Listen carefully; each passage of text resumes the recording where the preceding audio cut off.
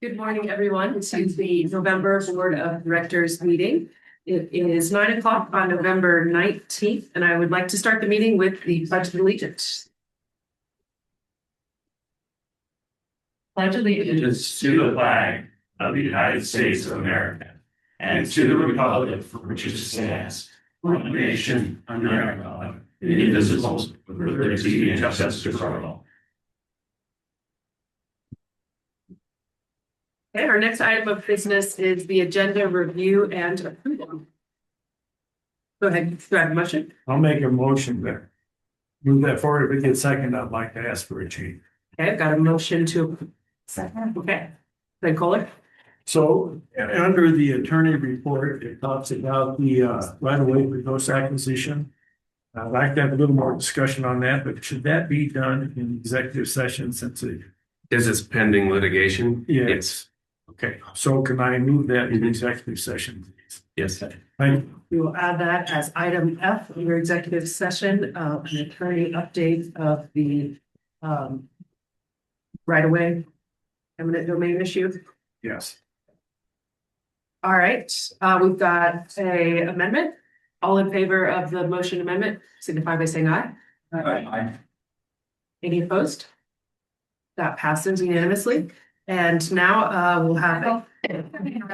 Oh, Dusty's. Dusty, if you'd like to be on the record for voting, we need to see your screen. I'm going to be in and out of service, so just count me as absent. I just logged in so that I could kind of stay up to date. So abstain. Okay, that makes sense. Okay, great. Next, we're going to move to a quick safety moment, and Elizabeth Howe, our COO, is going to take the floor. Morning, everybody. Morning. Hi. Nice to see everybody. Today I want to highlight an internal facility safety inspection process. So I'll give you a quick overview of this program that we've developed internally. Maybe some of you know that we have relied upon NRECA and Federated Insurance in the past for a framework that they created. It's called RESAP, which stands for Rural Electric Safety Achievement Program. And that's sort of foundational in our safety efforts for our facilities. And then CREA, our statewide, helps administer that program since NRECA doesn't really have the bandwidth to send people out for inspections. But we felt like you can kind of think of the inspections and this RESAP process as a little bit like a mock OSHA inspection. Be something to hear about other industries. Those tools served us quite well, but we actually saw an opportunity to level up and we and take more ownership of our safety culture. So we created our own internal inspection program and we tasked our joint safety committee with carrying this out. There are just 3 key improvements that I want to highlight. One is that we utilize our joint safety team and we use cross-functional inspection teams of 3 to 4 safety team members to collaborate together, which strengthens our safety culture across departments, exposes them to areas of the business that they wouldn't normally have eyes on, and it builds camaraderie as they work together. We also went from annual, or in the case of the actual RESAP inspection, which only occurred every 3 years, to a monthly inspection process. So we now inspect our facilities or an area of our facility every single month. This increased frequency means we're not taking our eyes off of our facilities for long stretches of time. We can dig deeper, we can catch issues earlier and maintain a more consistent focus on safety. And then third, we use a modern app-based inspection log. And I have a couple of printouts of it. Normally we don't print these out at all because we have access to the app, but it allows us to record our inspection data. It creates a written and visual record because we can attach photos, which is super cool. And any findings become follow-up tasks and we can assign those to appropriate departments, which gives us traceability, accountability, and a clear way to track the closure of anything that comes up. So together, these changes move us from sort of a compliance mindset to a proactive, collaborative safety culture, one that ultimately supports our employees, protects our facilities, and improves reliability for our members. So here's just a couple of printed out our safety teams on here. And then these are what the inspections look like. I don't know if you can see from far away, but you can see they're full of photos, which is really cool. And obviously you can't see the words, but there's some items in red that indicate that they need attention. And then we can follow up on those. So we're pretty darn proud of this, and I will say that we did have CREA here in October. And the safety inspector noted that LPEA could be the statewide role model for facilities. Because I think we just have such a strong focus and it's just much of a. And it's my safety moment for today. Thank you very much, Elizabeth. Questions? This time. Right, yeah, Do we, even though we have this, which is above and beyond, do we still participate in LPEA? we do not. Yeah, thank you for that insight into LPA safety culture. Next, we're gonna move to a board education moment. So Kirsten. Sure, this is carrying on from last month, and it has to do with two things that we do. When we do the consent board items, we're going to be approving the capital credits for estates. And so on those members who we have unfortunately lost, we discount what we owe them to present day money, and then that gets paid. So this is all about that. So when we decide on capital credit payouts, especially for estates, we're putting into practice one of our core values, which is making sure the LPA looks out for all past, present, and future members. These timelines overlap, so we always aim to strike for a fair balance for everyone involved. Capital credits are what set us as a co-op apart. When you pay your bill, when we pay, each of us pay our bill, you're not just a customer, you're an owner, you're a member. Any margins we make are returned to members, to return to us based on their usage. Paying credits to states means we're recognizing former members' contributions and closing the ownership loop even after they're gone. To make it fair, we use a present value formula, so state payments reflect today's dollars. This helps keep things sustainable and balanced. For current members, smart budgeting, and that's what we're also be talking about today, is just as important. We manage our cash carefully to protect LPA's finances, keep rates steady, and make sure we're ready for anything.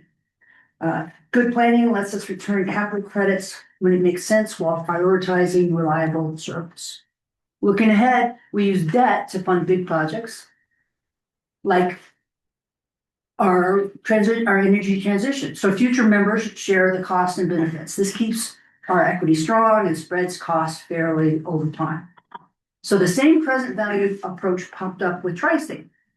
Instead of waiting years to get our patronage capital, we got a lump sum value now. So just like we do for our state payouts, it's a way of honoring past investments, keeping our financial footing strong, and making sure our co-ops stay strong and so on.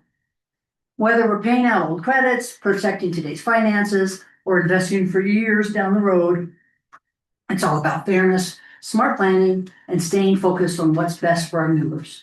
That's how LPA stays resilient and member-driven, no matter what comes our way. And I'm sorry I had to read that, but I'm trying to keep it to 2 minutes. And if I don't read it, it goes too long. Thank you. Thank you, Kirsten. Now we're gonna move to the comments. Graham, if you want to introduce that, please. The board encourages comments from the cooperative about the cooperative from its members. The board will take all member comments under consideration, but will not necessarily provide a response during the member comment period. Board asks that each participant's comments pertain to cooperative business. Those wanting to address the board during the public comment period are granted 5 minutes to address their topics, and there should be a clock on the video screen up here that should be visible to both online and in-person commenters. Lengthy comments to the board should be submitted in writing. Formal complaints must be filed in writing and submitted in compliance with applicable board policy. Comments from the public will be directed to the entire board, not to any individual. No personal attacks shall be allowed. Failure to follow these requirements may cause the public comment period to be terminated. Copies of our cooperative policies and procedures on public comment and filing complaints are available on the cooperative website. Okay, I will start with anyone in the house that would like to make a comment. Go ahead. Sorry, I don't normally read these off. There are two ways to look at policy 129, Code of Ethics and Conduct. You can see it as a restriction on your behavior, or you can view it as a protection from failing in your duties. Phrases like honest and candid conduct and concepts like it's the cooperative's policy to abide by not only the letter, but also the spirit of applicable laws and regulations.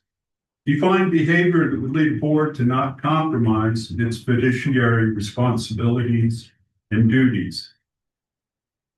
Fiduciary responsibilities are interesting.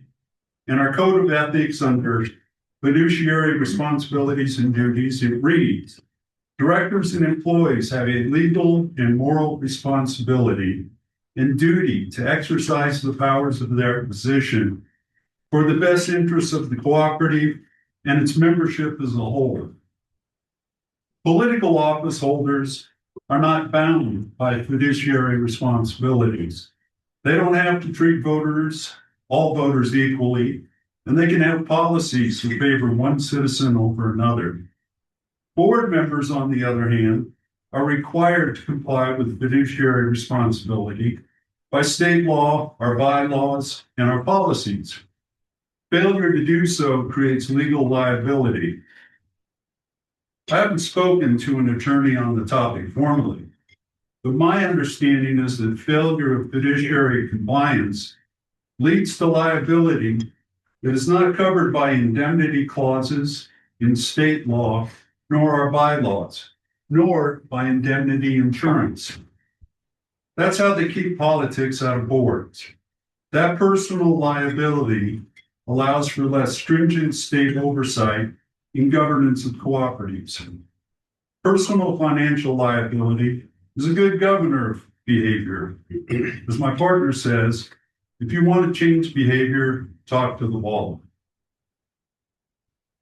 Relative to fiduciary requirements, compliance, and liability. If I were on a co-op board that had the reputation of being the most political in the state, I'd be nervous. If I was on a board subject to a class action suit, I'd be nervous. If I was on a board that constantly looked for the loopholes in the law, as opposed to the principles of the law, I'd be nervous.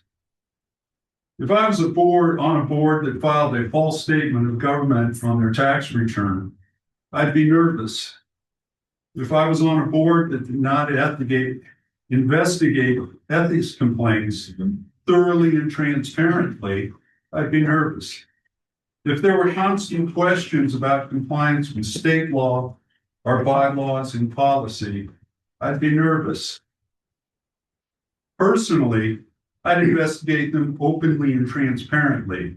I'd not dismiss them as hysterical lies, personal attacks, or libelous statements. Any one item could be explained. A pattern of behavior is another question. You can behave as you please, but there are consequences. Thank you. And I forgot to ask you at the beginning to identify yourself in your district. Oh, John Purser, District 4. Thank you, Mr. Purser. Do we have anyone online that would like to make a comment?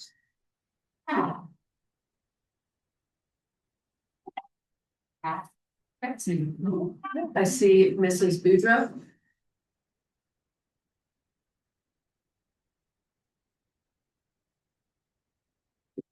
Go ahead. You could identify yourself and your district, please. Ms. Boudreaux. And you are muted. We still can't hear you if you're speaking. If you're on a phone, it's star 9. Can you hear me now? Can you hear me now? Loud and clear. All right. My name is Diana Boudreaux. I live in District 4. I'm following up on the advertising and communications concerns that I raised in prior meetings. In just the past 2 weeks, members have received 4 promotional email blasts from LPEA. We've also seen LPEA ads airing on Denver television stations that are broadcast into our area. Even if these ads are not Denver targeted, purchasing broadcast slots still costs real money, costs that ratepayers should not be covering. Members are now learning that LPEA's communications and advertising budget is upwards of $1 million. And we have yet to hear a clear explanation of why that number is so high. Why this level of promotion? What member benefit does this serve? Can you please respond to why LPEA is spending on these ads? Have you always done this? And why are you doing it now? LPEA is a monopoly utility. Members cannot choose another power provider. Advertising, promotional videos, and social media campaigns do nothing to lower our bills, reduce outages, or strengthen reliability. They offer no operational benefit, but they do consume member dollars. At the same time, members are hearing about a base rate increase, potential new fees, and major financial pressures tied to the tri-state buyout and inherited infrastructure obligations. Spending heavily on PR and promotional campaigns in the middle of these financial challenges is irresponsible and out of touch with what local families are facing. I am asking the board to take 2 simple steps. Number 1, freeze all non-essential advertising, communications, and PR spending until LPEA can demonstrate a direct, measurable benefit to its members. Number 2, fully disclose the communications and advertising budget as part of the draft 2026 budget before the board votes. Ratepayer dollars should support reliability and affordability, not branding efforts or political positioning. Thank you very much.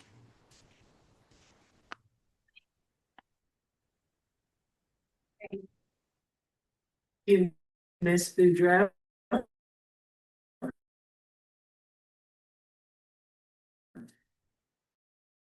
Do we have anyone here back in the house that'd like to make a comment? I'm here to comment with you all for co-op. I thought it was a really LPEA's contract exit fee to Tri-State that was reduced.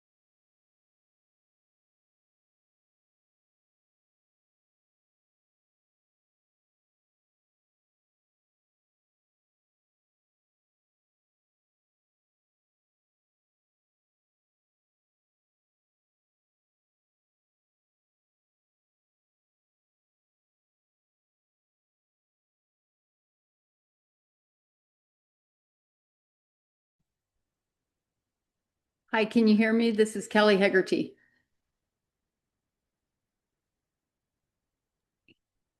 Kelly, Can- Kelly, I Thank- think you're dropped. I think we all dropped from the main conference room. Thank you. That's exactly what I was going to ask. That's what I was going to point out. Yeah, I think we're all just standing by. I have a couple texts in to Nicole and the other leadership. Okay, thank you. They can't for us. They can't now. Okay. Okay. Hey, guys. Thumbs up. Hello. Yeah, we're good. We can hear you again. Okay, that's great. Go ahead, Ms. Haggerty. If you could restate your name and your district, please. And if I'm still on, I'm District 4. I didn't have any comments actually planned for this afternoon. I mean, I'm happy to share my opinions, but I just was going to let you know the audio was off. Okay, thank you for that. We'll go without any further comments. We'll just go back into the house then. Yes, that is. Is there anyone else who'd like to make a comment here? Okay, we'll go back to Zoom. Mr. Patrick Haggerty. You'd state your name and your district, please. Can you hear me? Loud and clear. Yes. Good morning. I'm Patrick Haggerty, District 4. I'm here because our community deserves a straight, honest explanation of what solar power really costs. Here's the simple truth. Natural gas, electric plants give us 24/7 power for less money, on less land, and with far fewer problems than a solar field with batteries. We keep hearing that solar is cheap, but that claim leaves out some very big numbers, like the new tariffs and the huge amount of battery storage needed to make solar reliable at night. So those numbers are not real. Let's break it down. LPEA needs about 150 megawatts of guaranteed power to meet peak demand. According to Lazard's 2025 report, solar costs $47 to $96 per megawatt hour before adding storage. And if you'd like, I can share that report with you and send it if needed. But to run 24/7 during our long winter nights, solar needs 10 to 12 hours of battery storage. When you add batteries, the real cost of solar jumps to $120 to over $200 per megawatt hour. Now compare that to natural gas. A modern gas plant can give us round-the-clock power for about $50 per megawatt hour. That's about 1/4 the cost of solar plus storage. What about land use? A gas plant that covers peak demand takes 20 to 30 acres. A solar field with batteries would take over 1,500 acres. That is 50 times more land use for solar. And the cost to build these systems is not even close. A gas plant costs $165 to $225 million. A solar field with storage costs $700 to $900 million. So the bottom line is simple. Natural gas is cheaper, smaller, and more reliable than solar with batteries. I'm asking the board to be transparent, show solar's real cost, including storage, land, and tariffs, and give natural gas a fair evaluation, which is a reliable, affordable 24/7 option. Thank you. Thank you, Mr. Haggerty. Do we have any other comments on Zoom? Seeing none and no more comments here at the office, we will go ahead and use the public comment period. I'd like to just make a couple comments of the things I heard. We're concerned about policy 129 and board members complying with fiduciary duties. There was concerns about LPEA's comms budget and our communication spend. We heard about the tri-state exit fee, that being decreased, RE plus credit rating, concerns about Germany's net zero efforts, and then concerns about the cost of solar power, particularly compared to natural gas. So I think I'd like to ask our CEO to make a couple comments, particularly about the comms budget, because we have heard that a few times, and I'd like you to add some color to that comment. Yeah, I'd be happy to. Thank you, Madam Chair. And just wanted to correct what I heard were three misstatements that were made during that comment period. So let me just take those in order. The first was a comment that we are buying broadcast slots from Denver. That is untrue. We are buying IP targeted broadcast that comes on TV through Roku advertising. We spent a few $100s on that, and Roku matches that up with the zip codes in our service territory. Of course, that is then matched with programming, some of which looks like it's coming from Denver, Channel 9, Channel 7, et cetera, but targeted only to our membership area via that platform. The second misstatement that was made is that we have $1 million advertising budget. It's actually $60,000 a year, with a big share of that $60,000 being spent on legal compliance for advertisements in the papers of record, so the Herald, Sun, et cetera. So our advertising budget is actually very small compared to the size of our cooperative. And the third misstatement was about the number of emails. In November, we sent 2 emails to our membership. The first was on November 10th. That was to announce our Fitch rating. I'm sure folks on the board remember that email. And then the second email we sent was on the 10/21 to ask for volunteers for Roundup. So just 2 emails that were sent by the co-op. So just wanted to correct the record on those 3 items. Yeah, appreciate the chance to respond. Yeah. And just to add a little bit of color myself, it's, our communications is how we've tried to engage with our members. That's something that we've been trying to do more of, to let our members know what's going on here. So Request. that was a request that we heard from a lot of members. Over and over. Yeah. So that. And over. Thank you, Mr. Williams. Okay. Let's go ahead and move on to the consent board. Do we have a motion to approve the consent board? So moved. Do we have a second? Second. All in favor signify by saying aye. Do we have any discussion? Oh, any discussion about consent board? Go ahead. I would like to pull out the director of travel and training request. Okay.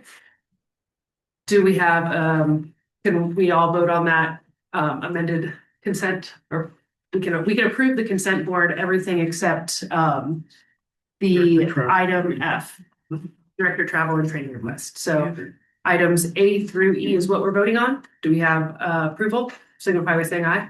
Aye. Any opposed? Okay, so we're going to go ahead and pass A through E of the consent board unanimously, and then we will move to item F, director travel and training requests. So I'm very uncomfortable with this, but I feel like I've been kind of jammed into the corner. And in the past, I had never seen a request to approve this budget that was already in the past. And so I did look at policy 109 with guidance to see what I should do. And there's 3 bullets in there, different bullets. One talks about director fees, one talks about travel time and reimbursements. Every one of those, all 3 of those say which have been approved in advance by the board. That's stated in all 3 of them. And it doesn't say anything else. So my interpretation of that is that if you don't get approval, you don't get reimbursed. If you don't get approval, you can't do it. And I feel awkward about that, but I think I'd like to hear from other directors on this, on how we go forward. It's to me, it's very clear what the policy says. Okay, I think I'd like to turn maybe to Ted first, since this was your request that was that was post. Right. Yeah. Yeah, sure. I mean, and I may not, I appreciate the attention to detail. And I do completely believe that we should, whatever our policy says, we should follow it. And I won't be able to quote policy here, but maybe, maybe this gets tabled and we bring it back if we need to. But I do believe there is a process for getting board approval of expenses that aren't pre-approved. And the difference is that you have to present the actual expenses, not the predicted expenses. And I don't know if any other directors can help me out on that, if this has happened in the past. But I do believe you can submit expenses that you've had. And I guess just to be clear, the way I'm thinking about that, if you normal director travel and training request, you predict what you're going to spend. Usually you predict a little above, so you make sure you get into it.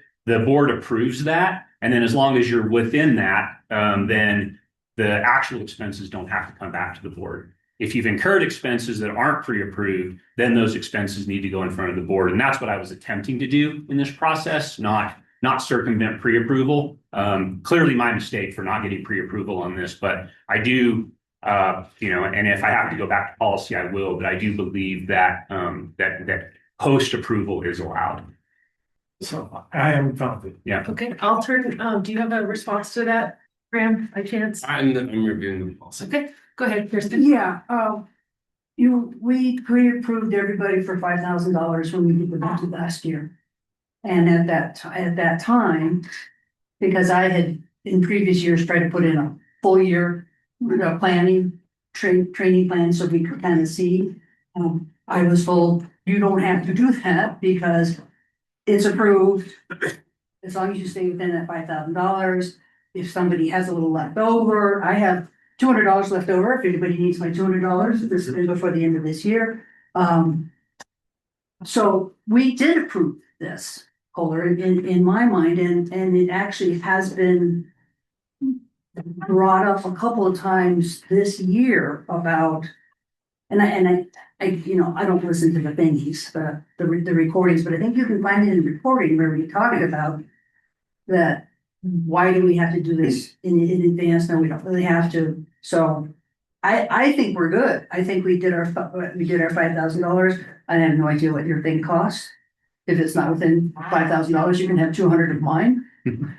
So I'm good with it. I think we're grown-ups. I think it's both, and you know how I'm always about both the spirit and the letter. When I hear that it says previously approved, we previously approved $5,000. Go ahead, Ted. Thank you for that. I guess what I believe we've approved is, or early on, is the budget is being able to spend that amount of money. And I think the reason why we have a travel and training request is so that the rest of the board members can see what that's being spent on, not whether or not an individual director should be allowed to spend that money, but what they're spending it on. And so, that's, I guess, maybe just to Kohler's point, like that's why otherwise we wouldn't need that part of our process, which is submit your travel and training request, which we still use, obviously, and it's still called out in our policy. So to me, the reason why this was submitted was for the board to be able to see what I was spending the money on, be able to see the topic, and then hopefully say that they, don't disagree with the topic, the value, not whether or not the budget was approved. And so, Kohler, if I could just address policy 109 and Roman numeral 2, capital A4, as is, I think, to Kirsten's point, directors are eligible to receive director fees for attendance at voluntary training and other discretionary events, so long as total expenses remain within the amount set annually for that director's individual travel and training budget, which have been approved in advance by the board. Okay, so I see where you're coming from, and I think Kirsten's. I think we go back and sort of review the record at the time we made this amendment. That was sort of the idea, was that you have sort of your own discretionary budget, and if you want to use that to go to an NRECA event or a CREA event or an NWPPA event or whatever, that those voluntary events are sort of up to you to decide to go to. If you are obligated to go, say you're the CREA director or something like that, that is handled slightly differently. And I think the idea, my recollection was the lines with Kirsten's, that it was not to have to submit twice as long as you were within that budget. But I can also sort of see where we might have not fully captured that in policy 109 here. And I think, it seems right for reevaluation and clarity. If I that's think something so. you're 4, concerned about. 5, and 6. Mhm. Go All ahead, state Jeff. pretty much the same thing. And I sure didn't interpret it the way that you guys are. But a couple of things that were mentioned is that we have this budget. And the request that you asked for, I looked at your budget. You don't have the remaining balance to cover what you've asked for. So that, again, I think needs pre-approval on that. If you're going to go over the budget, we can share with each other, but I think the board has a right to know that. And then the third thing, and I'd ask Chris, because you attended a thing that you are the chairman of the board of, and you founded that organization. Do you get compensated for that? I do not. Okay, good. So I was worried about a conflict of interest, so that clears that up. So that's where I'm coming from. I'm really uncomfortable with this, and I do think we need one. And I would, Kohler, I'd be happy to postpone this request and table it for the time being and bring it back to the board with more thorough explanation. And if I can't find the thorough explanation, I won't bring it back. But I do think that that I can provide a case that I'm not violating policy and that I mean, I've already asked another director if they're willing to spare some of their extra budget. It wasn't Kirsten, but thanks for your offer. Maybe I'd like direction at this point as to whether or not Graham, and maybe we need to dig into that, or does something like that need to be board approved? For one director to allocate their unused portion of their budget to a different director, we always have in the past. And I would say that that's, that would at least conform with past practice, right? I know that there are some directors who don't use their entire budget and other directors who would like to attend multiple things. And we have had a practice of directors donating their unused portion to other members.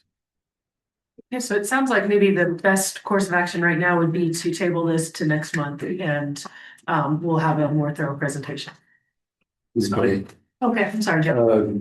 And when John was president, I think shortly after he became president, we had a discussion about this very thing. And John brought up the point is, we have it in our budget, so spend it. Why are we going through the hoops of these kind of approvals when you're in your budget? So that is on the record. I don't know how far, but it was back when Jessica was CEO. I think it was early in John's first term.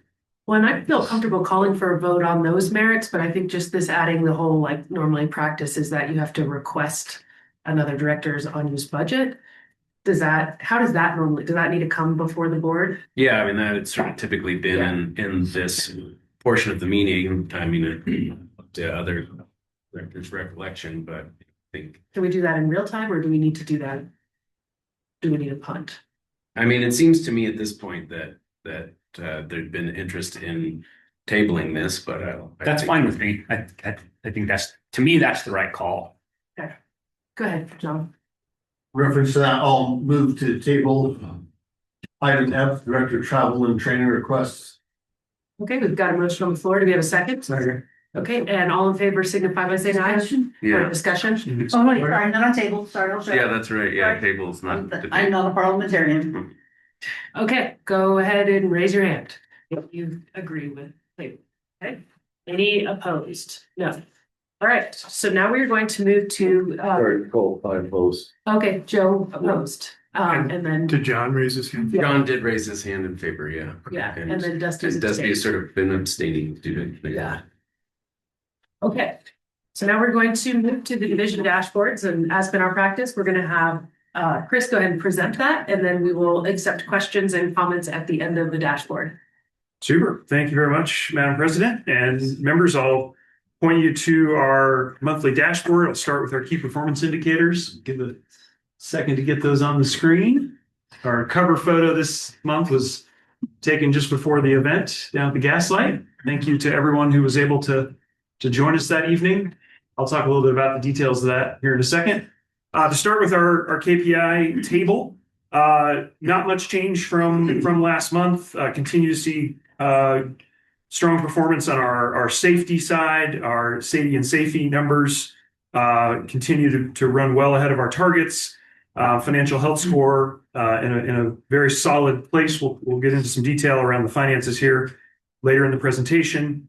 Our margins, as designed, we're letting those float up a little bit right now as we prepare for our financing early next year. And the same is true on our cash reserves that we've drawn down to reduce interest costs in the near term.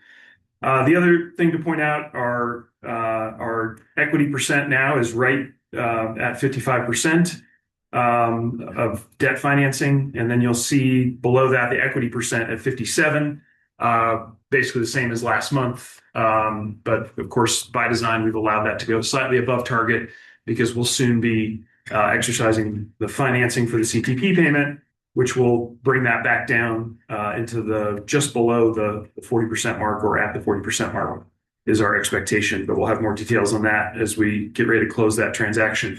The other thing to point out on this chart was our recovery in beneficial electrification sales. We were a little bit below target last month. That has recovered to a stronger position, and you can kind of see that trajectory in the appendix if anybody wants to get into extra detail on that. But we saw a nice uptick in heat pump installations, and you'll notice later on the dashboard, and you may have noticed it downtown. Not only did we have the Rivian supercharger open up at REI, but we now have a Tesla supercharger that opened up right by the transport center, which will drive significant load for EV charging. Now that's in place, those are the latest generation Tesla superchargers. They can go up to 500 kilowatts, so really great asset, I think, for our tourist economy and for citizens of the area. Both those. Sorry? Both those branded chargers. Yes. Will charge other vehicles. Absolutely. That's exactly right. Yeah. So depending on your car and the adapter, but yeah, they're both set up to take any electric vehicle. All right, as we look at the next page, I want to highlight a couple things. This last month was our annual Health and Safety Day, where we get everybody together from both offices to come together to go over different safety topics. You can see a few pictures from that. Here I am saving Jay-Z's life from a fake fire with practice on how to use a fire extinguisher. Always good to practice that. You look kind of nervous. He should be. Yeah. He should be. Yeah. And then we also had the mountain rescue team come and show off their wares, including a really amazing demonstration of their drone search capability. A big enhancement that they've had over the last year for that team. We also, I wanted to mention, had a tabletop exercise on a cyber attack. A big thank you to our safety team for putting that together and continue to make sure we're sharp in case we have that type of incident. If we go to the next page on Keep the Lights On title, I wanted to highlight the fourth item there. This was a few words on a page, but a multi-month giant effort by the IT team and our staking team and mapping team, bringing all the different elements together with our GIS system and the new software. We've got everything paperless now. Our staking team can do everything on their iPads, essentially. Advanced software that we've implemented and making the process much more efficient. There's always, of course, the need to retrain and get everybody up to speed on the new platform, but I think that's going to pay major dividends for us over the coming years. Also, just wanted to point out, again, ahead on safety goals in October, but we did have several responses because of the heavy rain and flooding, and you can see some of the statistics associated with that. I think we can all agree that could have been much worse. Certainly some folks that had significant damage, a couple of homes lost in the Vallecito area. We ended up losing only 2 poles total of needing complete replacement. Lots of repairs, lots of fixes. Underground faults when you get high moisture, right? The normal sort of things you'd see in that situation. But we came through with flying colors, and a big thank you to our crews for their fast response to get everybody's lights back on where we did have outages. If we go to the next slide, just wanted to highlight, I had a chance to join Dwayne from Tri-State on a panel, the Mountain Towns Summit, about 1,000 people in attendance for that. It was really a great opportunity to talk about our story with it's an annual gathering of mountain towns from across the region. So from Montana to Taos in New Mexico, lots of mountain town civic leaders, elected officials, county commissioners, et cetera, that were part of that. And it was great to be there on stage, being able to tell our story and how we're working on our energy transition here in La Plata. The other thing I'll mention is on the energy transition, we did add an item in the executive part of the meeting, executive session part of the meeting, to give you an update on our progress on capacity and transmission rights. So I did want to call that out. We will get more detail for the board in executive session on that. But that was an important piece of work that was done in October. If we go to the next page, just want the familiar timeline, just to give everybody a chance to reset kind of where we are in this journey. Great progress on power supply, capacity, transmission, all of which will continue to provide those monthly updates to the board. But we're in that period where we're really trying to nail down what does 28, 29, and 30 look like. So got time on the clock. This is you probably, everybody's parents probably told them measure twice, cut once, or at least my dad did when we were trying to build something with wood after I messed it up 3 times.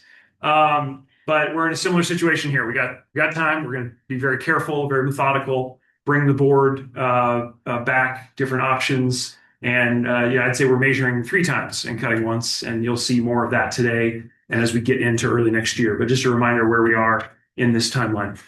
On the next slide, on the community partnerships, really proud of the team and the amount of extra effort that went into Co-op Month. Again, a big thank you to all the board directors who were part of these events. Had the Arbalese event, did the James Ranch event that was very well attended.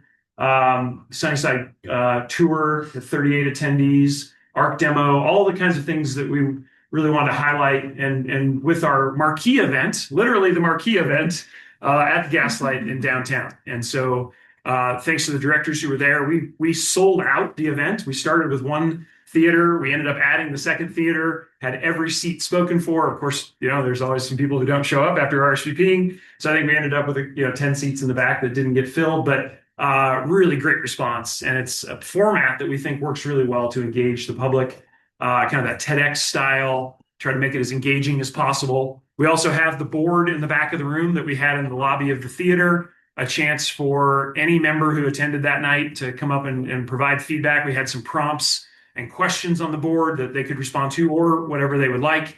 And amazing local artists who put it all together for us to capture the thoughts that were shared. So I love it as an engagement tool. It's pretty visually compelling and a nice, fun addition to that evening. Yeah, Director Wheeler. On your list of all the events, the one at Edgemont, it really had photos missing. Oh, you're absolutely right. So there were so many. Yeah, that's right, because it was the first weekend in October. Yeah, we should have had this on the list. Yeah, thank you. Yeah, we had the Meadow Market event. And I can do about 50, so we're going to turn out. And so I think, the plan, and we've, shared that calendar last month. So I think it's worked well. And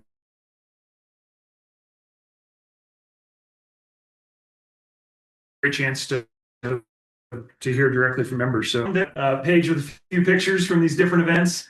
Here's images from our Power X event. Down at the Gaslight. I mentioned the Tesla supercharger that went in. That's a great. Oh, sorry, I had my page upside down. Sorry about that. On maintain strong financial health. Talked about a few of the highlights and the KPIs. But let me turn to. We should mention the CFC interactions that we had. I think, the number one thing on this page, though, in my mind, is the Fitch rating. First time ever that this co-op has had a public rating. It was a long process. Big shout out to Patrick in particular and the entire finance team, back and forth for weeks and weeks, making sure we got the models right with them, that we had the chance to share our story and make sure the financial assumptions matched what we're seeing on our long-term projections, answer all the questions. A big thank you to the board of director members who interacted directly with the Fitch team. That was a very important part of this process. So I thank the 4 directors who made time for that. But a great outcome. A+ rating puts us in a really solid position. Again, to remind everybody, the Fitch rating was not about our interaction with CFC.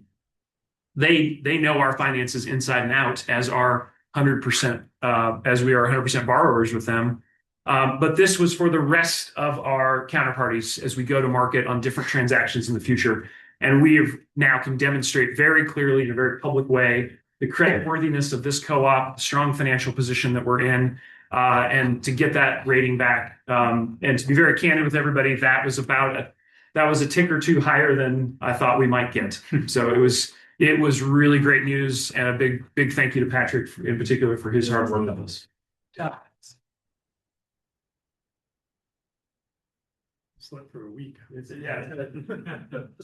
All right, let me get to the last slide and then look forward to discussion and questions. On the preparing for the future, I mentioned the Tesla charger literally putting us on the map of lots of apps and inside lots of cars. But also a few other things that preceded here. I did want to point out on the pull attachments, one work order and one new pull. So they're not a huge pace right now. We're going into the winter. Things slow down a little bit. We'll, I'm sure, see an uptick when the weather turns nice again in the spring. But just to let folks know, we are responding to those, as fast as they come in. In this case, pretty low volume. So, but always trying to make that easy for the network providers to get those pull attachments done and do their network build out.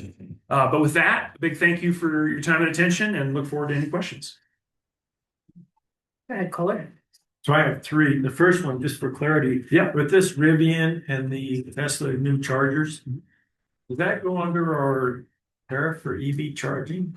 It does. Yeah. Okay. Yeah. And that also helps us to be able to track the BE sales component of it. Okay. Yeah. Thank you. Then keep the lights on. I understand that Grand Valley and a place in Wyoming have major outages. Was there lessons to be learned from these outages? Because I understand they went for a long time and took out the whole system. Yeah, go ahead, Dan. Yeah, you're talking the outages that occurred on Friday. Yeah, it was pretty recent. Yeah, hundreds of thousands all of the western portion of Wyoming and part of South Dakota. There was a plant failure at a generating station. I actually got some insider video on some of the devastation that came from that. It's who knows why. There'll be a huge investigation of what happened exactly, but basically there was a generation failure that could have caused an overvoltage situation that caused two 500 kV DC lines to trip off. And then that just threw all sorts of things into chaos there. So there'll be a large investigation going on with Turk and figuring out what's going on there. There's no real details on it. Dan, which station? You mentioned Grand Valley, is that tied into that one? These happened at the same time, if I understand right. Grand Valley over in Van Junction? Oh. No, this would be a station up in Wyoming. Okay, so they aren't tied together. Yeah, Grand Valley's on the Excel system. Yeah. So Excel did have a failure of Comanche 3. And I don't know, and we can take a look and see if that is tied to any loss of supply. Yeah, I was just wondering if we learned something from that. This was the Dave Johnson power plant. Okay. Yeah. Was anybody hurt? No. Okay, thank you. Yeah. And then my third thing is I'd like to thank Chris, because when we were in Denver for the CRA Energy Innovations, he did get us a tour of Guzman and Mercuria in downtown, and I very much appreciate it. So it was good. So thank you. Yeah. I'm glad we could take advantage of that. Go ahead, Tim. Yep. So on page 16 of the dashboard, full attachment progress, there's a note here, full reporting data will no longer be tracked. Could you speak up? I'm sorry. Page 16 of the dashboard. There's a note at the bottom of that chart about poll attachment progress saying this data will no longer be tracked due to new mapping software.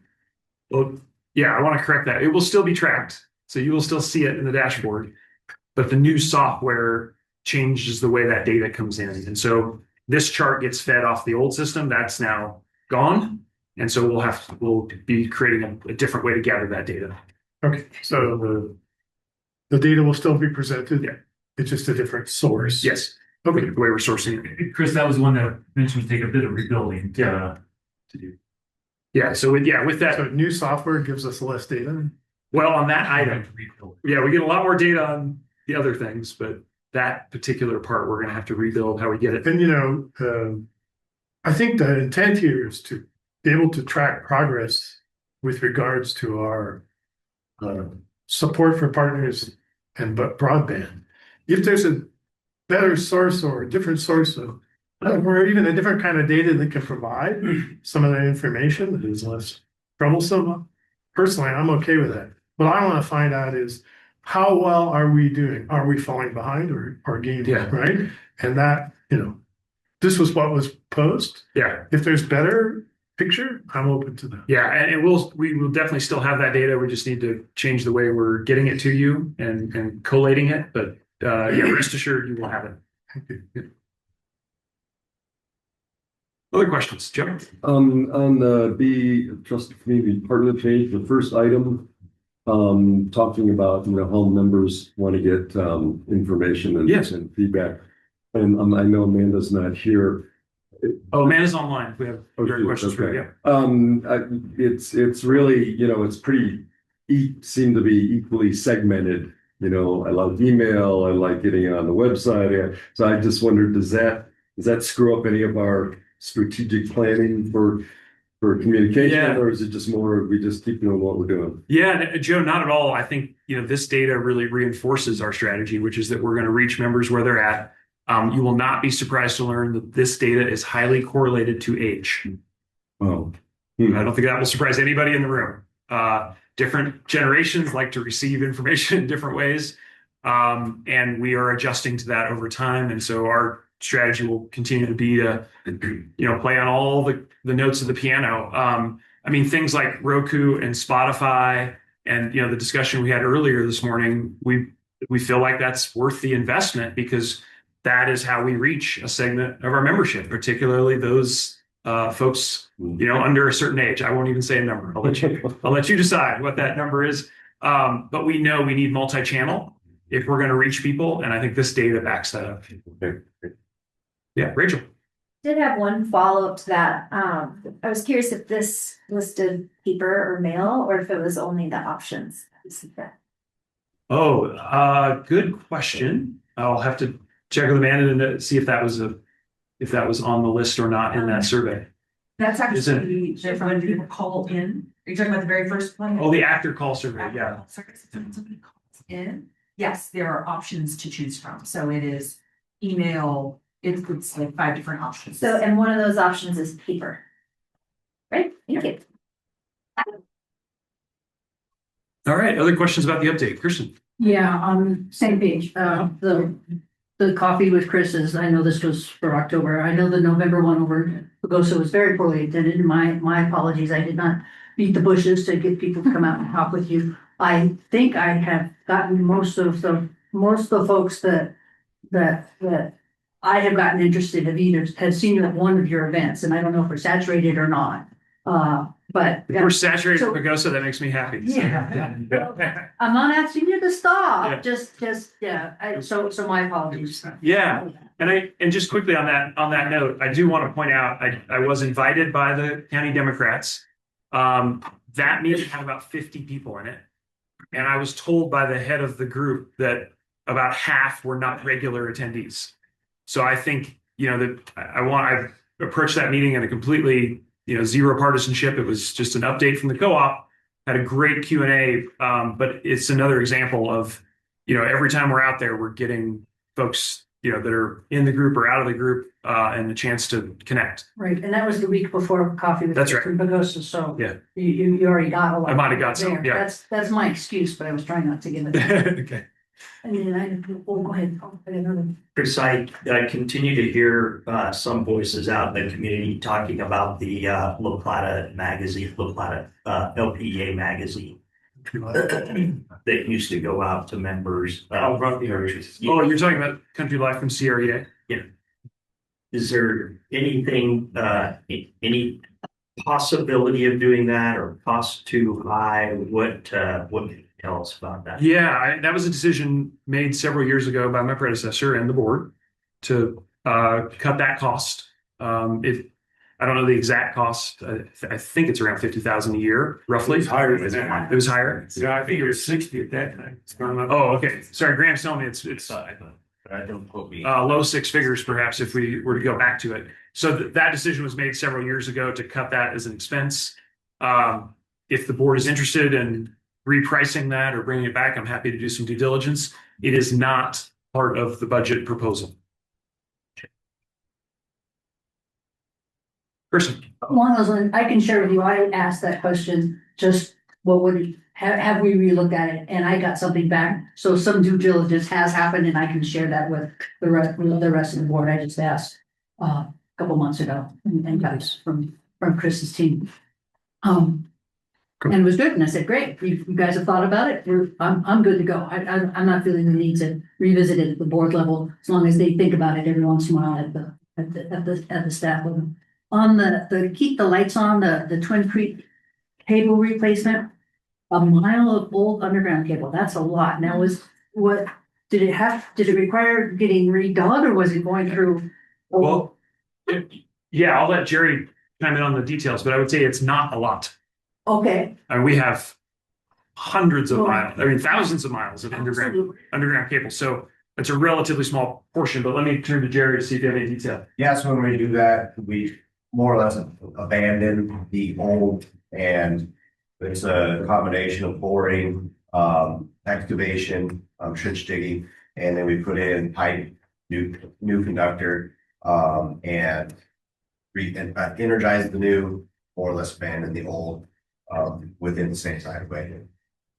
But the outage numbers, I'll have to do some research.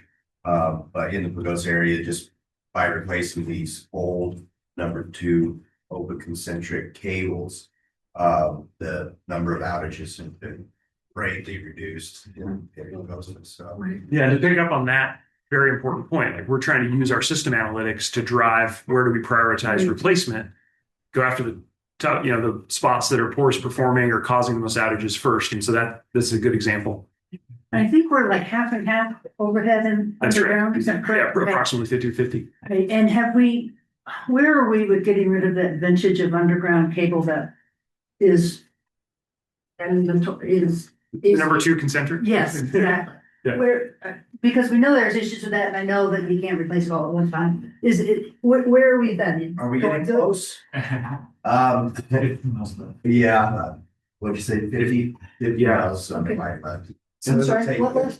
50. Okay.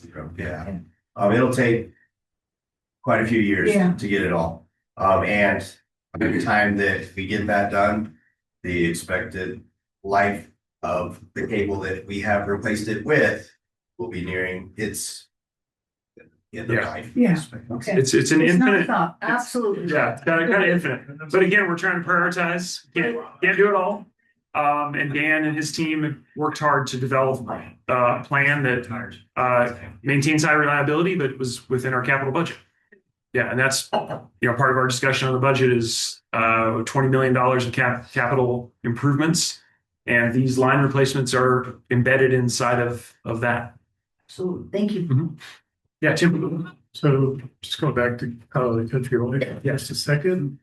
My understanding, Kirsten's a CRA rep, maybe she can correct me if I'm wrong, but any member can subscribe to them if they wanted. They can still get it, I believe. That was what was discussed at the time that we ended this. Yeah, I think that was confirmed in that email Amanda responded to your questions about. I didn't read it that way. I know we get it as directors, but we get other co-ops ones, like every month we get something from Grand Valley or Holy Cross. I don't, I mean, it's not specific to LPA because we don't have. I'm sorry? I don't believe it would be subscription to a LPA specific edition, but I believe that people can still get that. Members can get. Wow, okay. And it's just the cover. Well, it's just a cover. Well, it's cover and some editorial pages and a couple articles. Yeah. You get about half the Anyway, magazine. it might be worth checking that, so Definitely. Brad could have that answer. Yeah, definitely. I'll follow up because it doesn't sound familiar to me at all. So she said, yes, it's an opt-out option. And so, yeah, people can, It's an opt-out for the member system. yeah. It's an Not for opt-out the member member. system. I'm really certain that she said that though. I mean, but I yes. don't know where they would get it from. I think you can buy it, maybe just, oh yeah, she sent a link. You can buy it from like Country Life's magazine Okay, site. cool. Yeah. So Good. members can buy it on their own if they'd like to still get that publication. Cool. Yeah, cool. Just one other quick one. Yeah. On page 4 of the dashboard, yes, 23 of 271 on onboard, talks about a new satellite system. When do we use the satellite system? Oh, yeah, let me ask Drew to give us some detail on that. So it provides connectivity for our AMI collection, the tower out by Hesperus. We switched to Starlink. So we didn't launch any satellites, I can promise you that. Yeah. We just bought a relatively cheap Starlink transmitter and receiver and installed it. That's for meters. I thought that was just for vehicles. We're using it for both. Okay, Yeah. all right. Yeah, it's much better fidelity than the old system and the cell towers. Cool. Exactly. Yep. Thank you. For less cost. Oh, there we go. Yeah, better, cheaper, faster. Yeah, as they said. All right, any final questions before we wrap up this portion? All right, thanks everyone. Thank you, Chris, and thank you to the entire staff. So now we are ahead of schedule. So I know one of our constraints is the attorney update. Why don't we go take a 10-minute break and then we can see if we can get Matt Larson on earlier. And then if not, we'll decide if we want to just go in executive session, come back out, or if we want to go down to board action. We could start the committee on policies too. So it is 10:11. Let's be back here at 10:20. Great.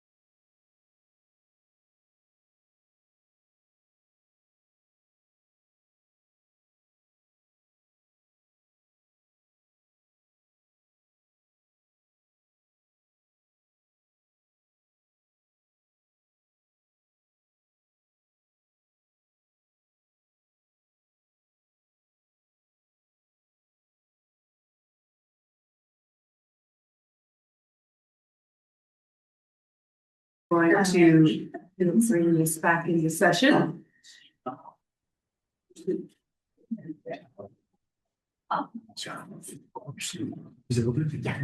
Chair says, find your seat. My back says, please don't. You are always welcome to stand. Yeah.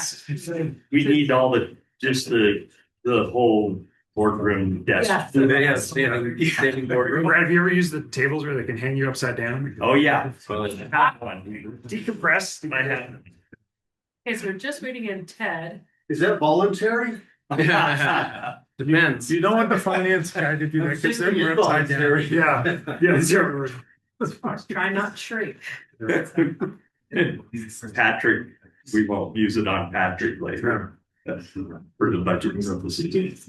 All right, we're just gonna go ahead and get started. Ted, I'm sure, is on his way. Rachel had an excused out meeting for the next hour. And then she'll be back with us.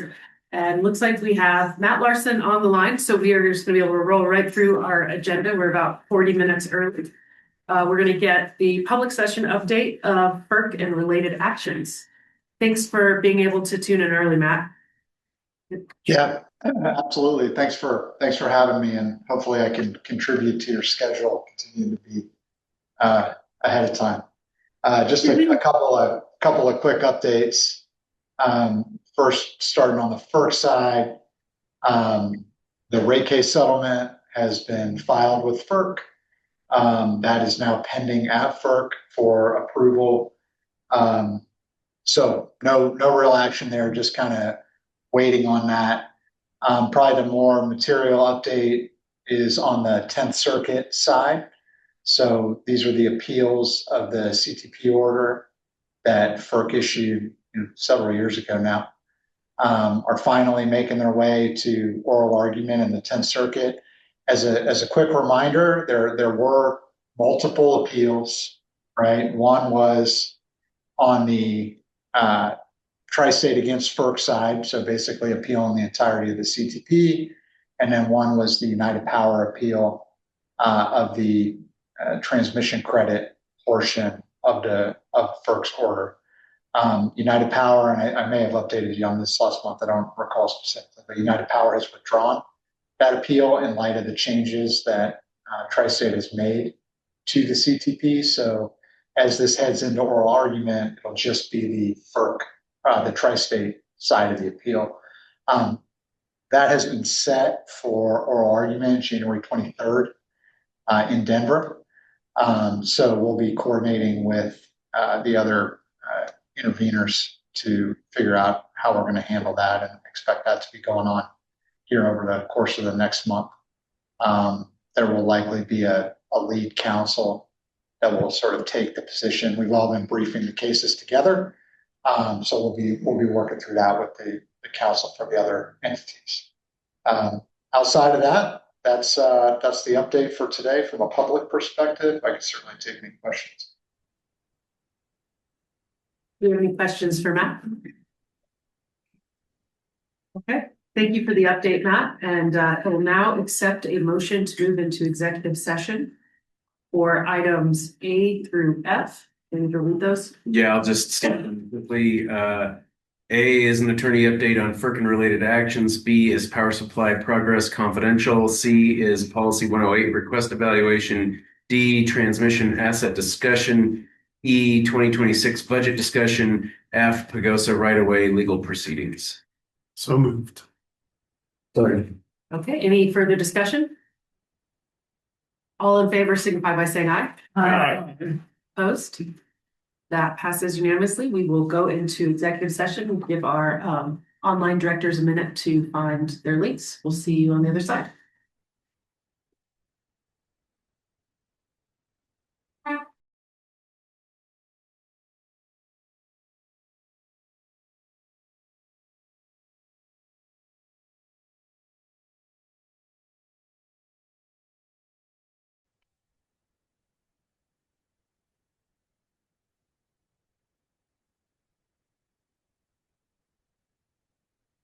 There's Dustin.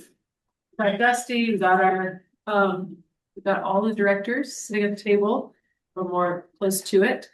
I will, accept possible action relating to executive session. Go ahead. So one action that comes out of there is the policy 108 requests. And so I have 5 motions on that. Well, 4 motions. There were 6 in total requests. So on the first request, I move that we deny the first request under policy 108 and request confidential attorney-client communications under policy 108-2-3. Motion. Second, would you like to have any further discussion? Seeing none, I will call for a vote. All in favor signify by saying aye. Any opposed? We don't have Dusty. Dusty, I think, is abstaining. Abstaining or Technology. Okay, so that passes unanimously. Open the floor for another motion. Make a motion again on policy 108. I move that we deny the second request under policy 108 as it requests confidential attorney-client communications under policy 108-2-D. Got a motion and a second, or do we have a second? Second. Any further discussion? All in favor, signify by saying aye. Aye. Opposed? Passes unanimously. Can you say that there's an abstention? Yeah. with an abstention. With one abstention. Okay. Open the floor again. I move that we deny the third request, which is for the election supervisory committee reports, because Exhibit 1 to Policy 105 indicates that all ESC, which is the Election Supervisory Committee, their rulings and decisions are to be conducted under Rule 63 of Robert's Rules of Order, which calls for confidentiality. Got a motion? Got a second? Any further discussion? Go ahead, Kirsten. I really appreciate the ESC work, and I know they're an all volunteer board, and anything we can do to make their job easier, and they are as public as they can be, and I really appreciate that. Any other comments? All in favor, signify by saying aye. Aye. Opposed? Passes with one abstention. We've got, I can comment on the fourth request, that has been provided. Oh, so- sorry, we don't need a motion. My bad. That's okay. It's already been provided by staff. So go ahead and open the floor to. That's the Form 7s. Yes, Thank you. Form 7. Yep. Thank you for that clarification. And then I'll open the floor to another motion. I have a motion for both request number 5 and number 6. I move that we inform the requesting member that the videos requested are not currently maintained, and that we refer the matter to the Committee on Policies to consider if Policy 108 should be amended at some time to instruct staff to maintain public committee meeting videos in the future and to make them available to members. Second. Do we have any further discussion on that? Okay. I would like to make a comment about that, taking off my chair hat. We have discussed in our policy, we currently have a clause on reimbursement. It reads in 108, Article 3, cooperative reserves the right to assess charges for providing information such as reimbursement for staff time, copying expense, postage, any unless otherwise required by law. The cooperative also reserves a right to request a deposit for such charges unless prohibited by law. And I would like to direct staff to start enacting that part of our policy, as we've got such a deluge of 108 requests lately that take up a lot of staff time. That was just a comment. Okay, any other comments?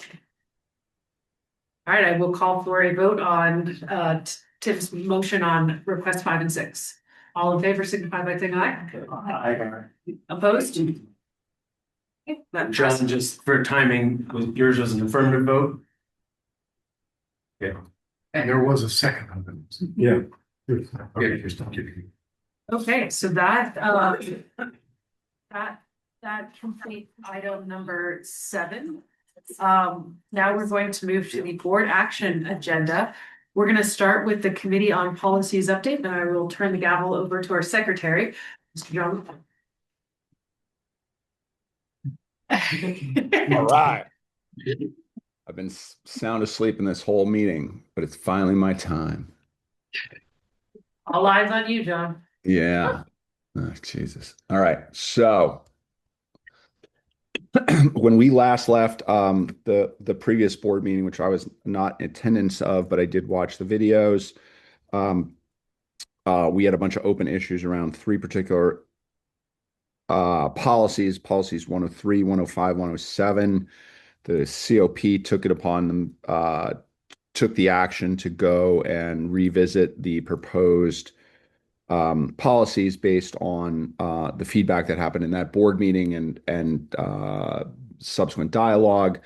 We did that pretty substantively and went through each one in great detail. We had not just the people in COP, but we had multiple board members attend those meetings and contribute constructively as well, and are prepared to resubmit those or have resubmitted for your consideration the approval of those 3 policies. I think the best way to do this is to tackle them one at a time rather than trying to sweep them all.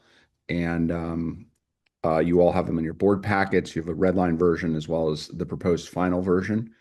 And so if everybody is okay with that strategy, or if anybody's not okay with that strategy for this part of this conversation, let's talk about that right now. But otherwise, we'll move forward. So I'll pause there. Okay. Let's go ahead and start with 103. This was the policy for local energy funds. This was sort of had the least edits, the least contentious items, but let's start with see if we can get a motion. John, as a recommendation coming out of committee, they don't need a motion. They're on the table. Okay, so let's go ahead and just open the floor for discussion on 103 only. 303. 303. Thank you. See, Kirsten. Yeah, I just have a quick question. I'm trying to look at how we've got the red line, and then I think we should have the whole new policy. It looks like I'm looking at the old, last review, 10/19/22. Is this really the new one? 303 had no edits. Yeah, I think it's underneath it. It's probably a typo that we need to sort of have the header reanalyzed, but let me. Well, it's also got the signature on it. That what made me think I was really looking at the old one. And maybe. Yeah, you must be looking at the old. Yeah. Yeah, so there's a clean of 303. Yeah. Posted. But there weren't hardly any changes. And I'm sorry I didn't catch it. We didn't have a clean for the 3 in there before. Yeah. Apologize for that. I'm sorry. So, Kirsten, I'll give you a chance to get your question out. Was there a question or a comment? My comment is I do not see a clean 303. We like to have a red line and then what we're actually approving. I don't see what we are. Page 86. 86 of 303. It's right after the 303 red line. Still has Dan. Yeah, and the wrong dates. Yeah. Okay, so is that indeed it? And the only problem is that this is signed and has the wrong date. This is signed by Dan Huntington and has the wrong date. That's the only problem with this. Chair, just. It definitely has. Well, it has a low energy, ENG, or. Is that the cycle you were looking at, brother? Okay. You want to Yes, that looks correct. Okay, except for okay, that. good. That's fine. I just. Except for the header and the signature correct. Super, thank you. Okay. Do you want me to field your questions, John, since you probably can't see everyone? Yeah, you want to help me field these? Yeah, go ahead, Rachel. Yeah, so I'd sent over a memo, John, about 303 with an updated finalized draft, and I see people have worked on it, but I never heard back any response, just saw like 20 minutes later an email saying no changes to 303. So I guess I just have never heard a rationale that. Yeah, I had reviewed your emails, and we decided at the time to leave the policy as is, because there was sort of support for it in its current form. But if you feel that there's a couple of key issues you want to get open consideration on, a broader consideration, this would be your moment.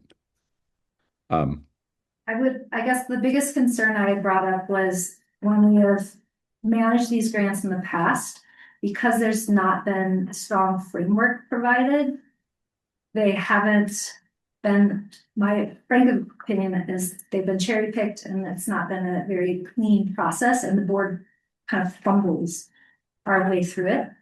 And so I recommend some suggestions for how to clean that up, just noting that in other policies where I'd say probably over detail, we actually then follow the process and have less fumbling. So the suggestions I've recommended help with that while trying to retain, not box anybody in on what that actual content would be. It was more of a process piece. And so, yeah, if that is rejected, that's okay. But I would just, for the record, like to note that if you're not going to accept policy, when you all come up for reviewing these, get clear on the back end with your process. And I would note, if I could, that we did have a response to a concern that Kohler introduced last month, and the staff's preferred solution was reflected here, which is in Roman numeral 2, capital B, number 1, that the board will establish and make publicly available grant program information, criteria, timelines, procedures, and processes. And it was the staff's preference that those be fulfilled uniquely to each time that the grant opens up, rather than having you had a significantly detailed process map, right? And this was the staff's preference for this language, and I believe I articulated that at the Committee on Policies meeting as well, that this was staff's preference. Okay, thank you. Yeah, that's right. So, did you want to go further on that, Rachel? No, I think I just had never heard a response, so that's great. That's Okay. Any other comments for John? Yeah. Okay, so if there's no further comments, all in favor of 303 as drafted, hold your hands up, say aye. Aye. Terrific. All opposed? Rachel and Brad. Well, do we want to amend it to as it's drawn up? Oh, that was not, she did not propose an amendment. We'll correct that. No, just the changes to the header of the city. Yeah, we'll make sure it's And the accurate. spelling of energy. Yes. Okay. Yeah, that's important. Yeah. Yeah. Well. Okay, did you get your vote counts on that? Yes, I believe it's 10-1 with 1 abstention. You're right. 10-1-1. Yeah. Yeah. Okay. Okay, let's move on to how about we do 10, which one's next? There were 105 is next on the agenda. yeah, let's do 105 then.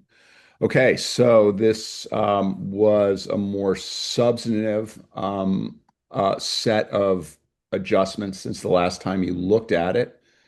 And there were I don't think I'm happy to go through the red lines one by one. But if you guys would like, but I don't think we need to. I think the guts of it were that each and every item that was redlined in the meeting where this was reviewed, not only did we review it as a group, we voted on each change individually. And so this is the considered opinion of the COP. Every vote, every edit in here was unanimous. So I'm happy to talk through it if you guys would like, or you can just sort of take it as a whole, which is sort of where we are. So does anybody have any questions or comments? We don't need a motion. Yeah, we don't. It's out of committees. Yeah, we don't need a motion. I don't see any hands. I don't see any hands, John. Terrific. Why am I missing a? Oh, just everyone's repeating. No, that we don't need a motion because it came out of committee. I don't think we need a motion. Yeah. Okay. So anybody want to talk about it? Yeah, you can just. I'm not seeing any hands, so I think you can call for the vote. All right. All in favor of approving policy 105 as drafted, hold your hand up, say aye. Thank you. All opposed? One opposed. Abstained. Abstained. Okay. Okay, so the last item was campaign finance reporting. This probably had the broadest set of considered, people disagreeing on the merits of what was proposed.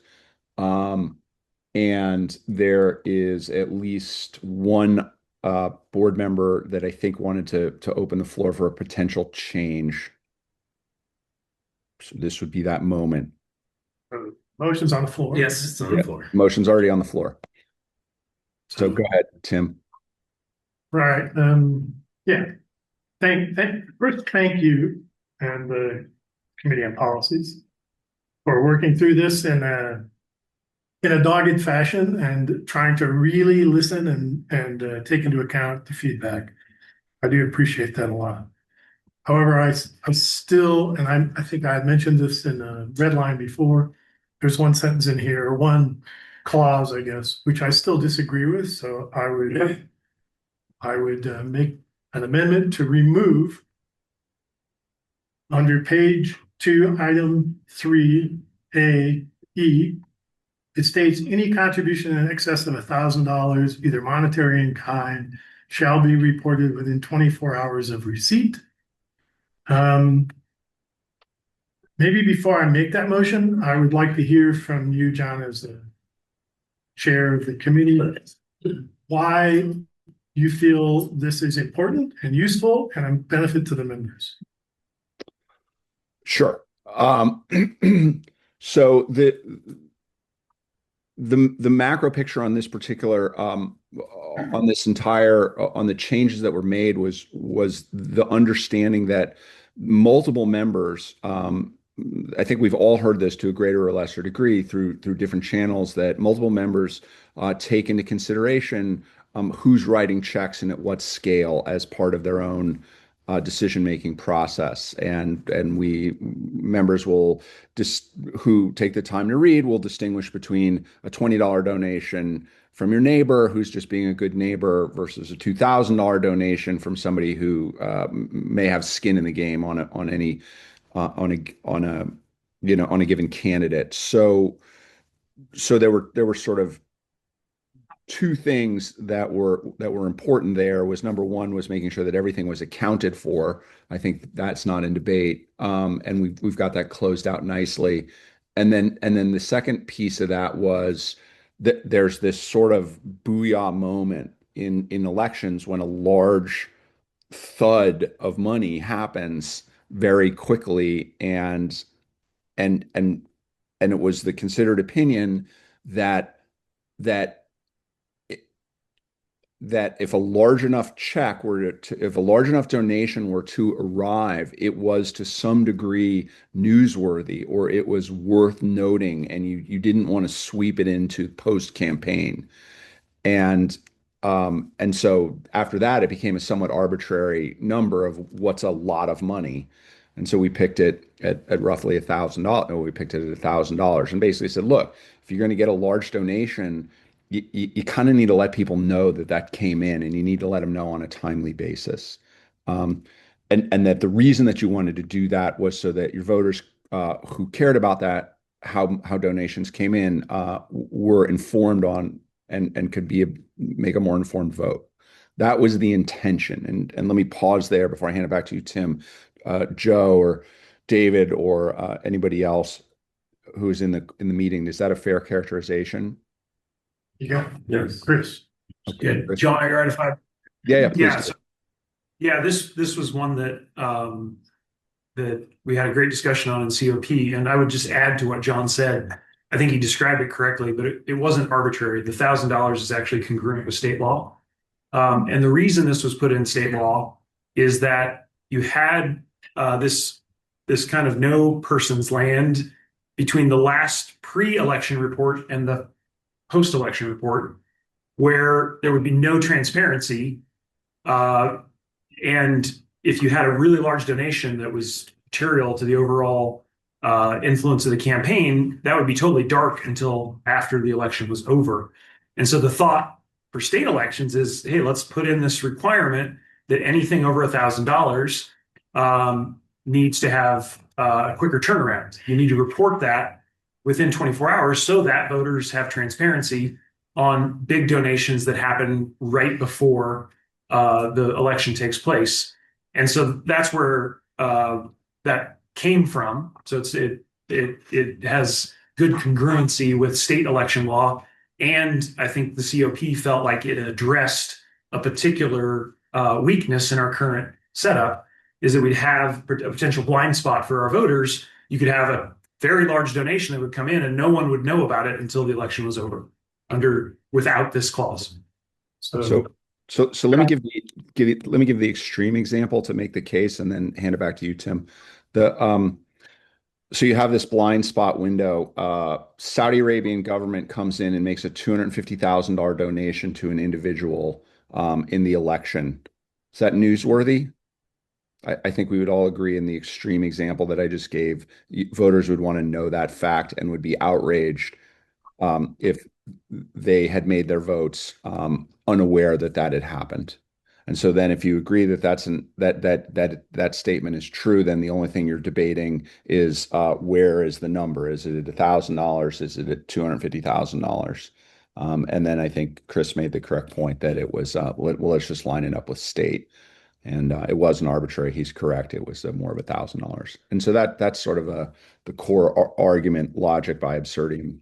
So Tim, 24 hours is part of that state. Yes. Could I didn't yield the floor here. I want to have a dialogue. Yeah, go ahead. Thank you. So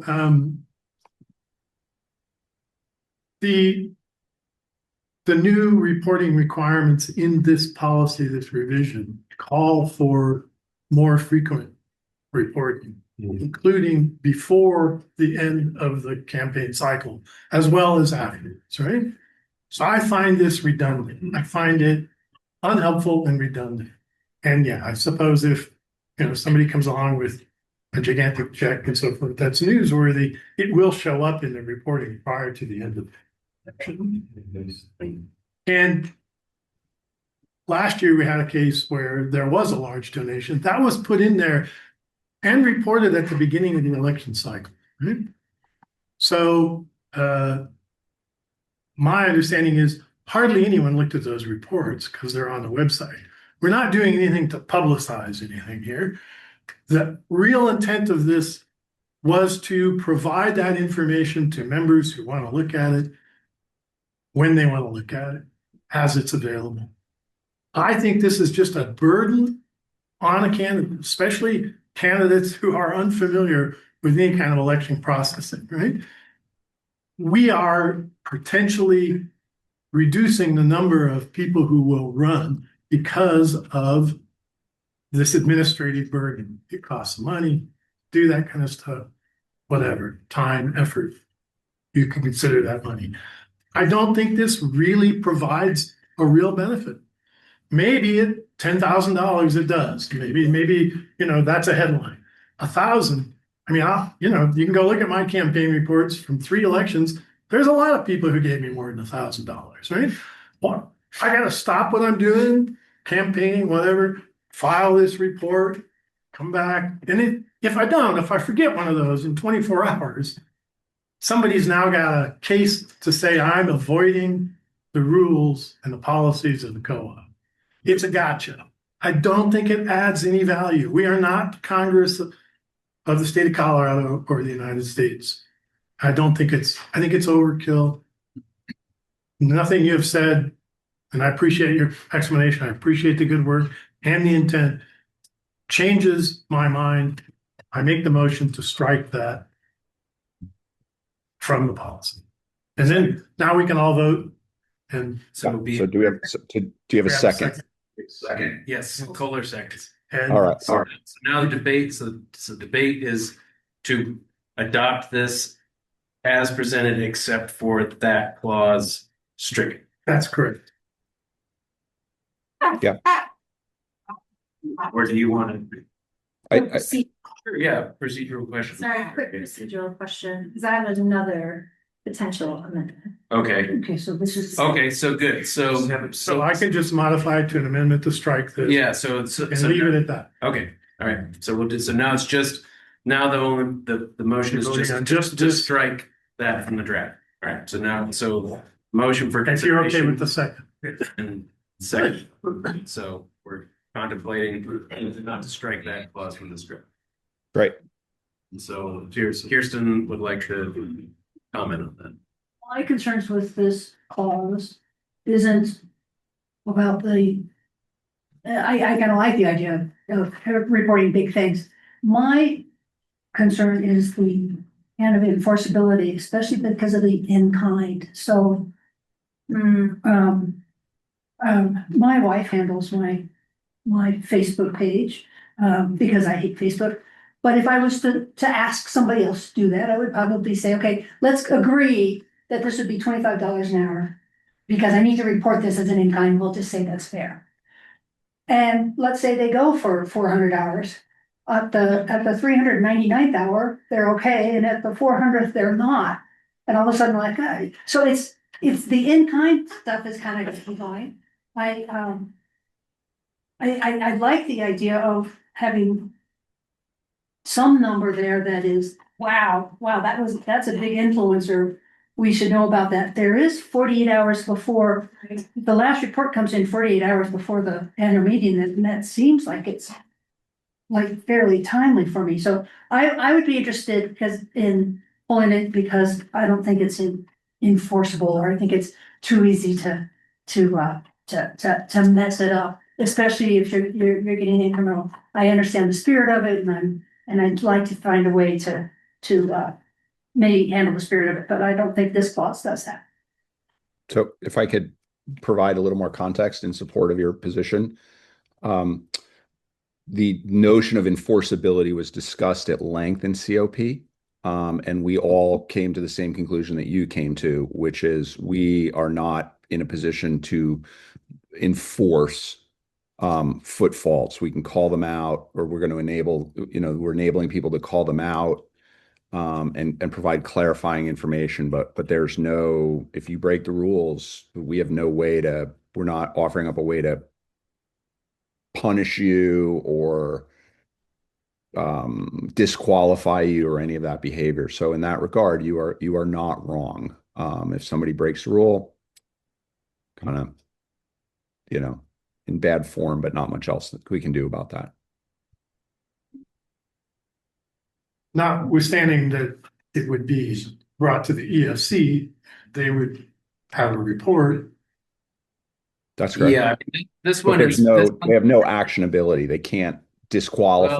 Well, there actually is, right? 107 does have subsection D, consequences for failing to file a report. It says any candidate who fails to submit timely and accurate reports to the Election Supervisory Committee may be subject to disqualification to run in future elections for the board. The board shall be responsible for determining future disqualifications and may remove eligibility by a 3/4 vote of disinterested directors present at a validly called meeting of the board.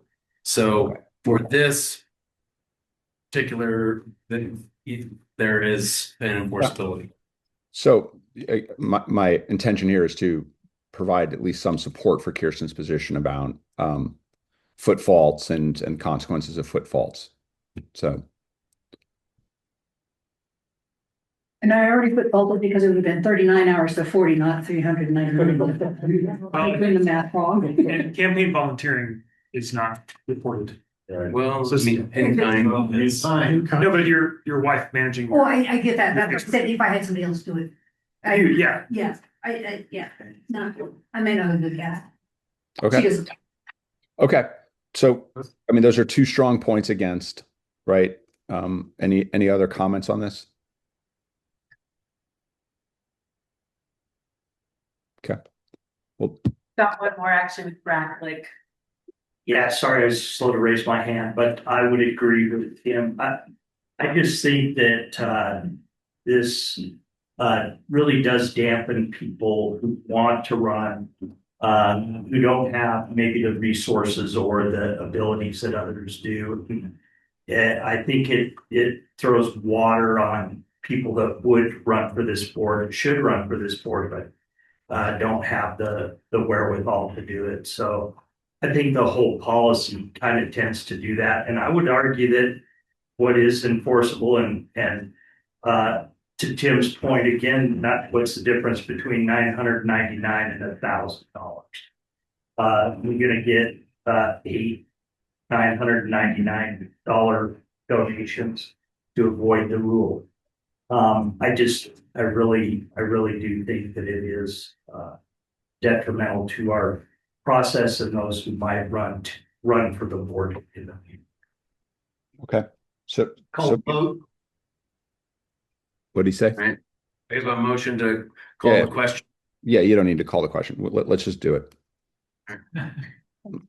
Except for you made it. Yeah. So, Do we have any other discussion?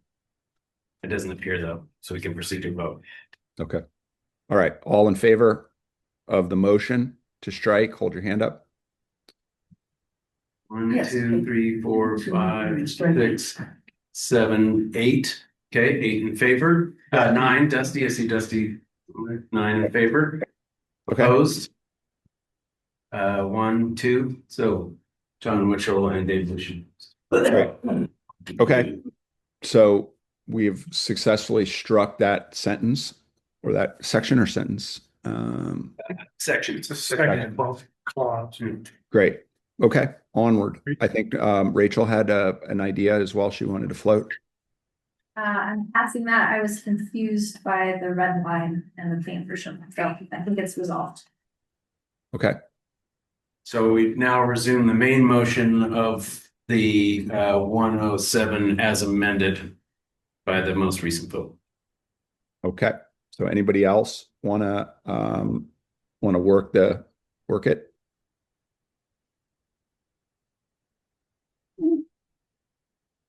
See any comments? No hands. Last call. All right. All in favor of the motion as amended, hold your hand up, say aye. Aye. 1, 2, 3, 4, 5, 6, 7, 8, 9. Okay. All opposed? Brad Blake opposed. And we'll have Dusty technological. You got it? Okay. I got my 3 amendments. My 3 policies done. I think the only other report that I had to deliver this cycle was that we had our meeting on Monday. It was a short one, given the amount of pressure that the staff has to get the tri-state transition over the finish line. We ended the meeting early and with no material activity. That is my report. Thank you very much, Mr. Secretary. Let's move on to the Finance and Audit Committee update. Go ahead. The battery's thing. It's low, so hopefully I didn't run out. Finish. All right, so committee on policies I submitted, committee on finance and audit. And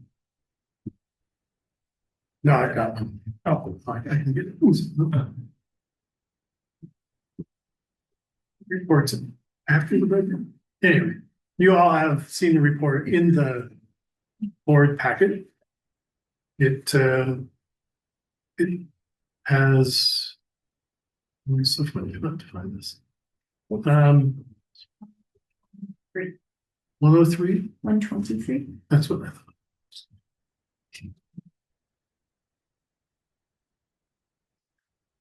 Anyway, anyone have questions so far? There is a motion, which is to approve the budget. A motion was unanimously passed to recommend to the board to approve the 2026 budget as presented in the fact executive session. That comes out of committee, so it doesn't need a second. So we can have discussion if we need. Right? Yeah, I had given notice to folks that I was gonna ask for a reduction in the budget. We're concerned that over these last several years it had grown. I realized that this budget is only 1% more than 2025, and I received enough information during the board detail and also in the fact that I'm not going to be doing that. Just want you guys to know we're looking where it was looking. So we got no. And if I think notice that I'm not amending, voting to amend. That's my discussion point. And thanks for the work, guys. It's great. Anyone else? Like Brad, go ahead.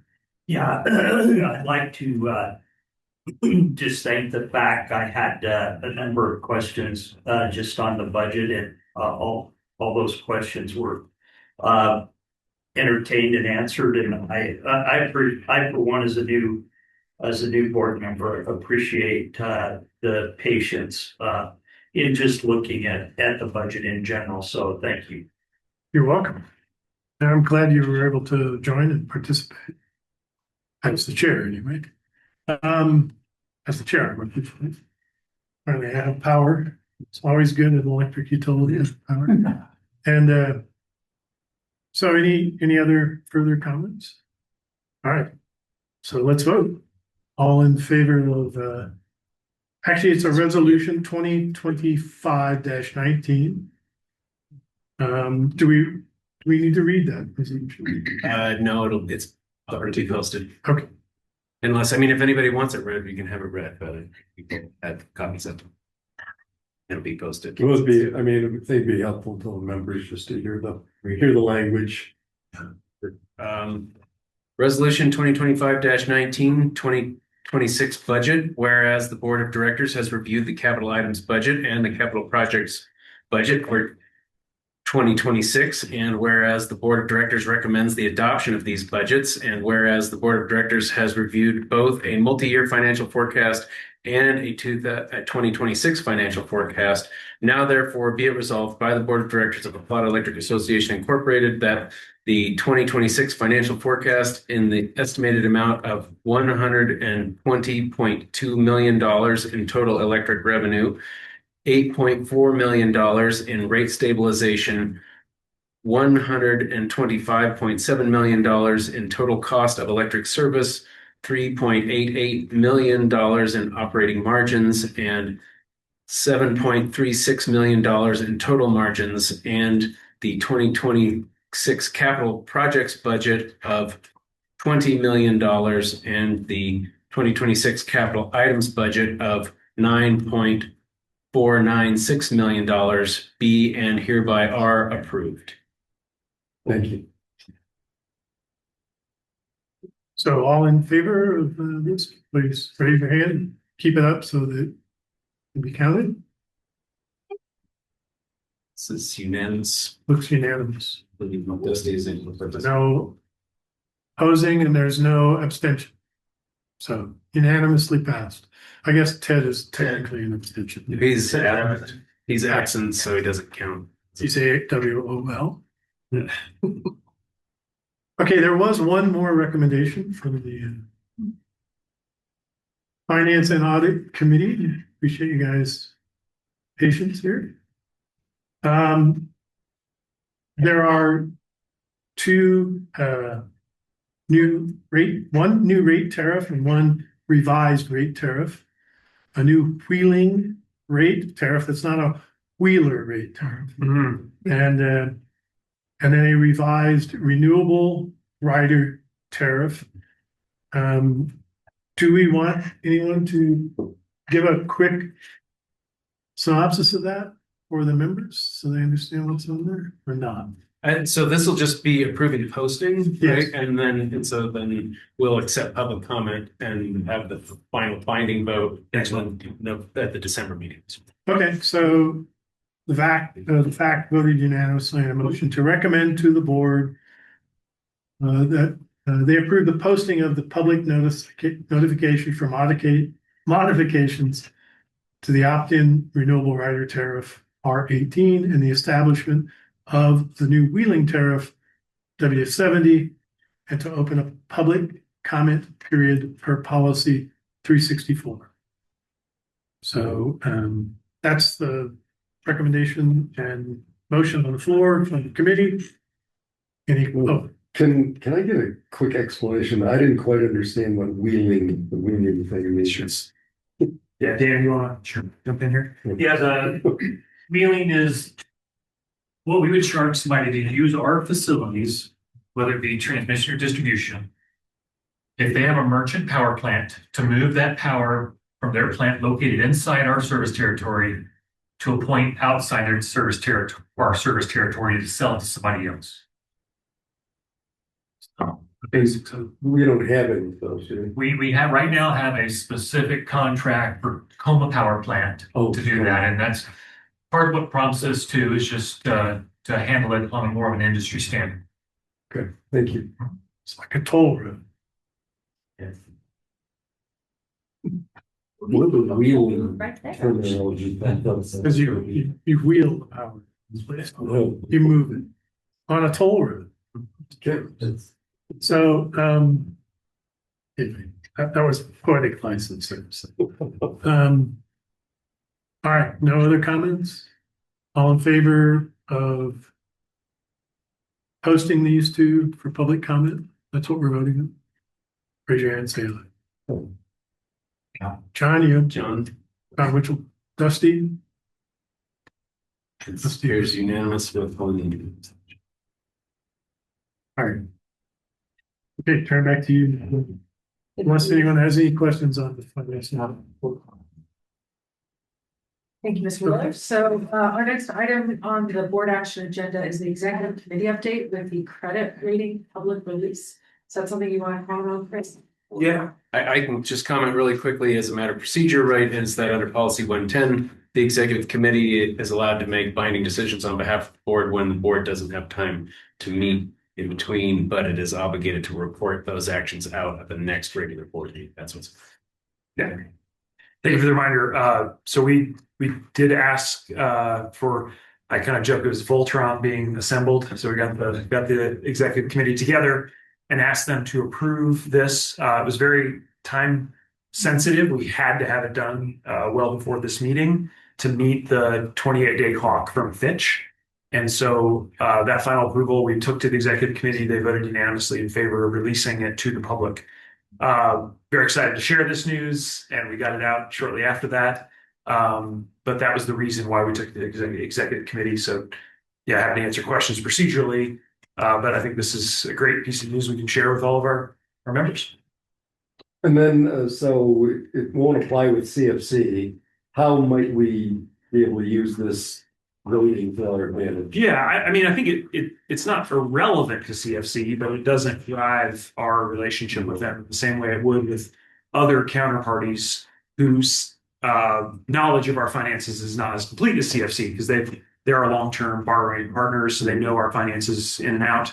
There's not much additional information the Fitch rating provides them, but for everybody else that we interact with on a commercial basis, the Fitch rating is kind of the gold standard of here's publicly accessible information about the credit worthiness of us as LPEA. And so counterparties that we do contracts with can now see that the same way that you would get a credit score for your next purchase of a car or a home or whatever it might be. This is very similar for the co-op. And so now, for instance, if we were to sign a power supply contract or a transmission contract, capacity contract, whatever it might be, we've got the Fitch rating that we can point to as proving our credit worthiness. Thanks. Is it fair to say that the process of going through a credit rating is in and of itself valuable? I think it depends on the day you ask Patrick. Well, of course. You don't need to. In and of itself, not. It is valuable. Oh, I think the short answer is yes, absolutely. I learned a ton. I'm guessing Patrick learned a ton. It's absolutely valuable. I mean, you go through a similar situation to an audit, except they look at things in a very different from a very different lens. I would say from a finance lens more than an accountant's lens. Yeah. So the other thing is there was a lot of discussion about public versus private. I see a lot of value in a public rating because it puts pressure on you as board members to maintain a certain type of behavior. No, fair. Good. Thank you. Okay, any other questions on this agenda item? Moving on, we have the LPEA board commitment. Just as a reminder, it's right up there, etched in glass, the current commitment.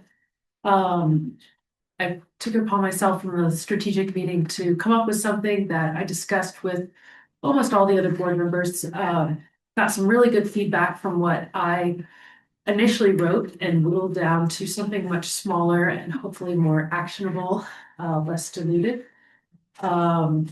So I open the floor for comments on that.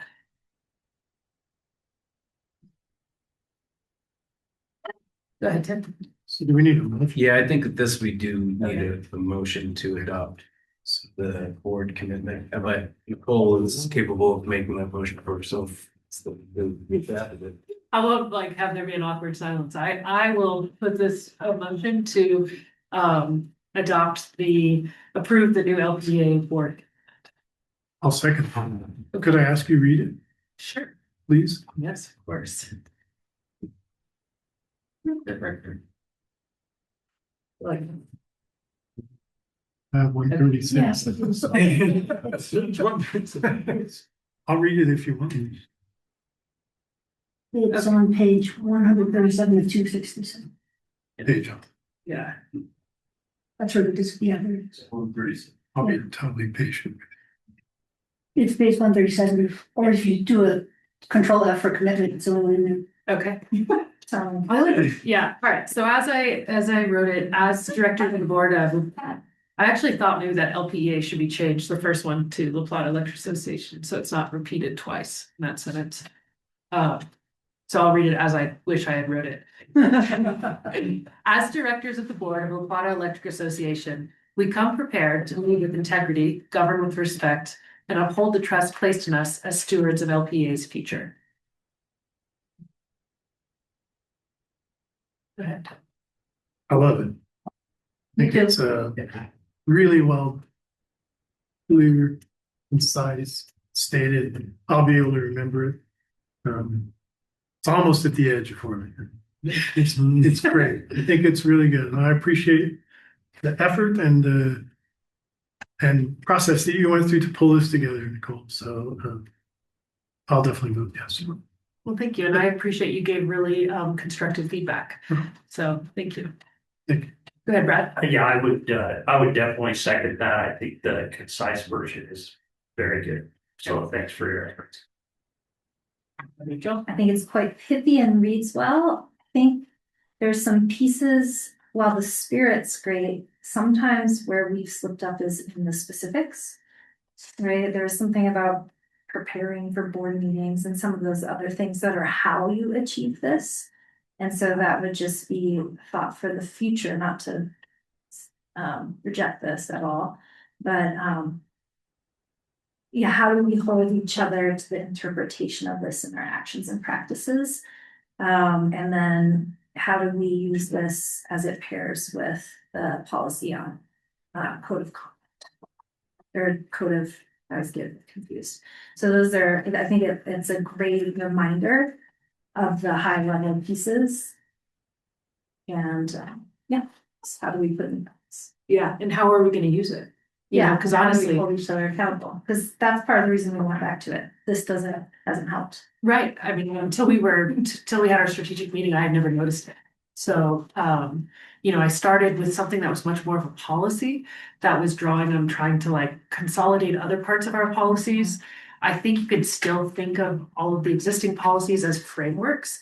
So like if you were to, if you had an issue where you said, well, were we really governing with respect? You could say, well, looking in policy 129, here's how we specifically define it. So I think you still could use this as a reference for the framework.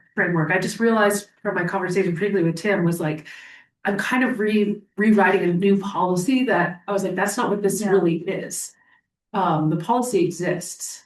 This is supposed to encapsulate that as a reminder, an aspiration of how we do business together. Any other comments? Okay. I will call for a vote then. All in favor, signify by saying aye. Opposed? You can sample file? Okay. And then that, are you in favor or against? Okay, great.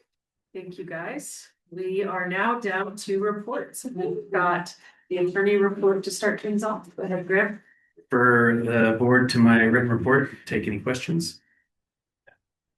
Kirsten. Can you give me a sense on days, weeks, or months of your item about researching 108 stuff? Are we talking about a couple hours, a couple days, your entire life?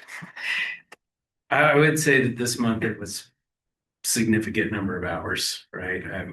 One of the benefits of this job is I don't like track my hours like a traditional attorney and send a bill. I sort of attribute time that I feel that is valuable to it, right? And so I was spent time and effort to evaluate this, and I would consider that time to be pretty significant this month, including, frankly, plenty of time when I was actually on personal time off that I still needed to respond to this in order to have answers in a timely fashion. Thank you, appreciate that. In that light, I would always request, because I never know like who works on Friday or who doesn't, to let me know when you're not working.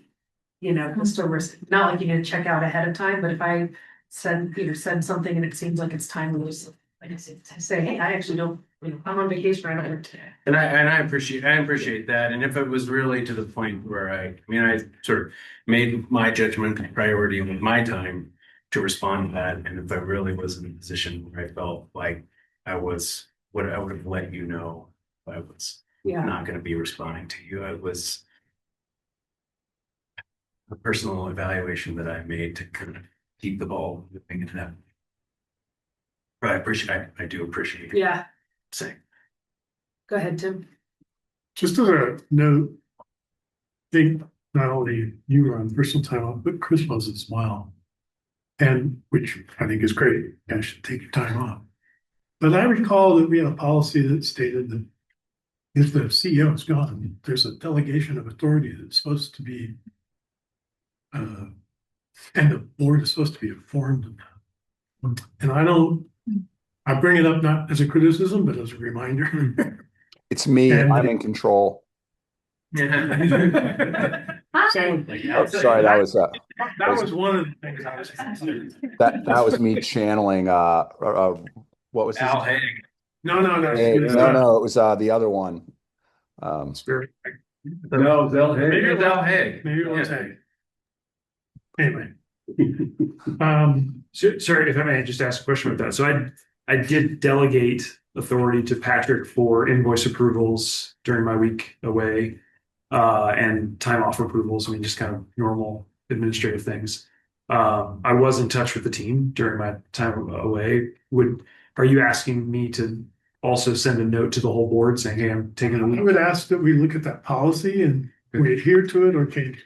That's what I'm. Okay. Well, I guess And I'm not sure, and I don't recall exactly. I just know your predecessor never did that. And there were times where I found out later, okay, this person was on holiday and I was asking questions and things like that. I didn't know it. I didn't know who would be delegated if there was an issue. And I think that's, I think that's what the policy was about, was to provide continuity and not interfere with somebody's time off. Yeah. So I just like us to look at that, be aware of it, and then, adhere to it or change it. Right.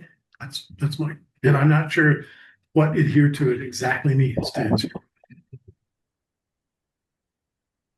And again, it's not criticism at all. This is about wanting to be on the same page. And also to honor people's time away. Like Yes. me knowing that you were on vacation, I kept myself from sending emails, that like were, yeah, exactly. So, yeah. There was salt water in some of his replies. Totally. So I do feel like it's an effort to do a better job of, as people who work with you guys, but don't actually know your schedules. I would prioritize not interrupting someone's paid time off if I need. Yeah. Yeah, I appreciate it. I'll endeavor to do so. I just want to make sure folks knew I did delegate in my absence, but I will make sure to get the second part. I didn't even see a flicker in my lights. I thought half of Wyoming went down. Oh, yeah, well, can't speak for that. Yeah. That's what he was doing. Any other questions for Graham on his attorney report? Seeing none, we are going to move to director's reports. And the first one we have there is the roundup report. Yeah, thank you. I would just refer you to my report as well. Things of note, it seems like for both the roundup and for the education fund, they were mentioning that the funds were low.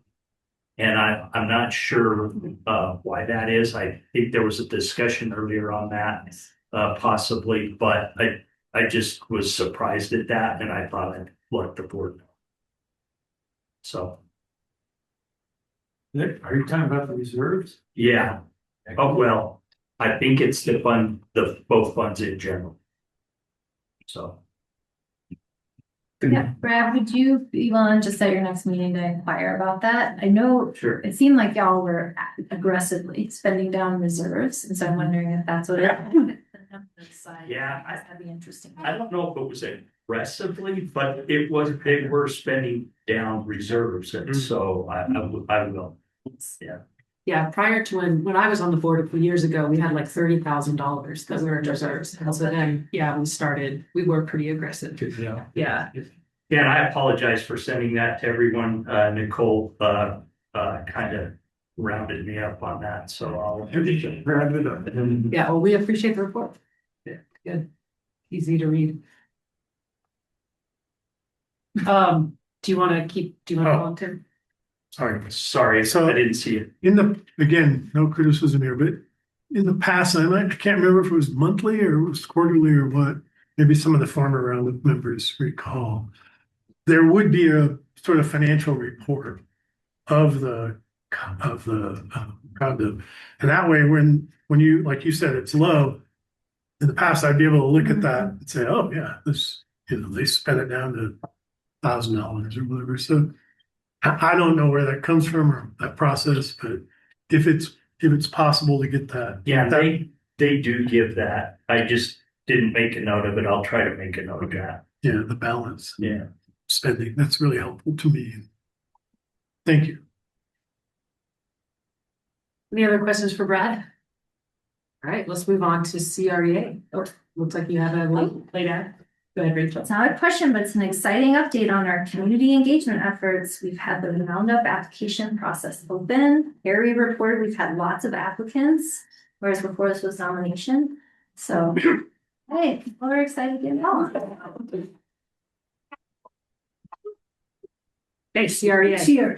Sure. So my report starts on page 143. I do want to pull up a couple of highlights. The policy committee met. I'm on the policy committee because I love policies, and but we did clarify the dues policy. It didn't change any of the numbers. It just made it a little clearer because it's a percentage of your members and a percentage of your electricity you sell, and so that small members who sell a lot don't get punished and such as that. So it's an interesting way to come about it. And then the safety is its own thing. It's a baseline, and then if you want to get more than that, there's more than that. So that did get passed. I did send around the CREA budget. I didn't get any response. I didn't really expect to, but you do have it in case you wanted to look at it and say, heck, are they doing up at CREA? I did want to pull out, and I have a question for Chris on the legislative roundtables are underway and it's going to be at La Plata on December 1. And can you give us a little who's going to be there and how that's going to work? Yeah, you bet. So the request came in for us to host a regional legislative roundtable. It will involve kind of all of our co-op neighbors in every direction except south. And we've got invitations confirmed with everyone except Larry Suckla, who represents Montezuma County. And we're trying to confirm that, but we'll have all of them at the headquarters that day. And now that that's been confirmed, I'll make sure everybody here gets an invitation. We'd love to have people participate in that if you would like. But it's our chance to have some small group time with the regional representatives and ask any questions, talk about any legislative issues you're worried about. You can guess the couple that I'm going to bring up, But it's just a nice chance for extra time. Cleve and Katie are our representatives for our service territory, and communicate with them all the time. So this is just a little icing on the cake. But I'll make sure folks get that invite. That's cool. Just so I can walk there. Yeah, it is 11 a.m. We'll have lunch, so please let me know if you can make it. December 1st, you said? Yeah, Monday the 1st. And just so you know, Chris, not all CEOs let their board come to that. Because I was just asking around, who goes to that? And it says it's totally up to the CEO, so I appreciate that you would invite us to that. That shows faith. I appreciate that. And then the other thing I wanted to pull out, in addition to what you can already read there, peer meetings. So one of the things that CRA does is they have peer groups for staff to be able to share amongst themselves. It's not formal training necessarily, although there might be some formal training involved. The ones I know about is human resources, IT, and then member services. And member services just had theirs one on October 30th. Chris, do you know, do we participate in any of these peer meetings, the staff? Some. Okay. Yeah. Cool. And I think that's it for my CRA report, unless somebody has questions. Yes, Rachel. One quick follow-up just on the roundtable, then I have some questions for you. Is the federal delegation coming? I wonder if they find it interesting, like the staffers.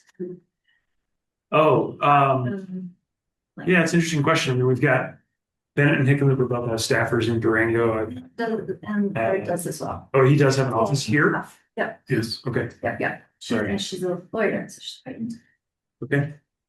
That's good to know. Yeah, let me think about how we'll put that together. Just thinking. And then CREA report, thanks for all the information. Chevron became a member, like Chevron, the gas stations. Yes. The big energy company? Yeah. So when Chevron becomes a member of CREA, what does that mean when they vote on policy or other pieces? As an associate member, they don't get. Okay, thank you. So that was a question. And then, sorry, too many docs. Yeah, it is a lot. I appreciate you going through it.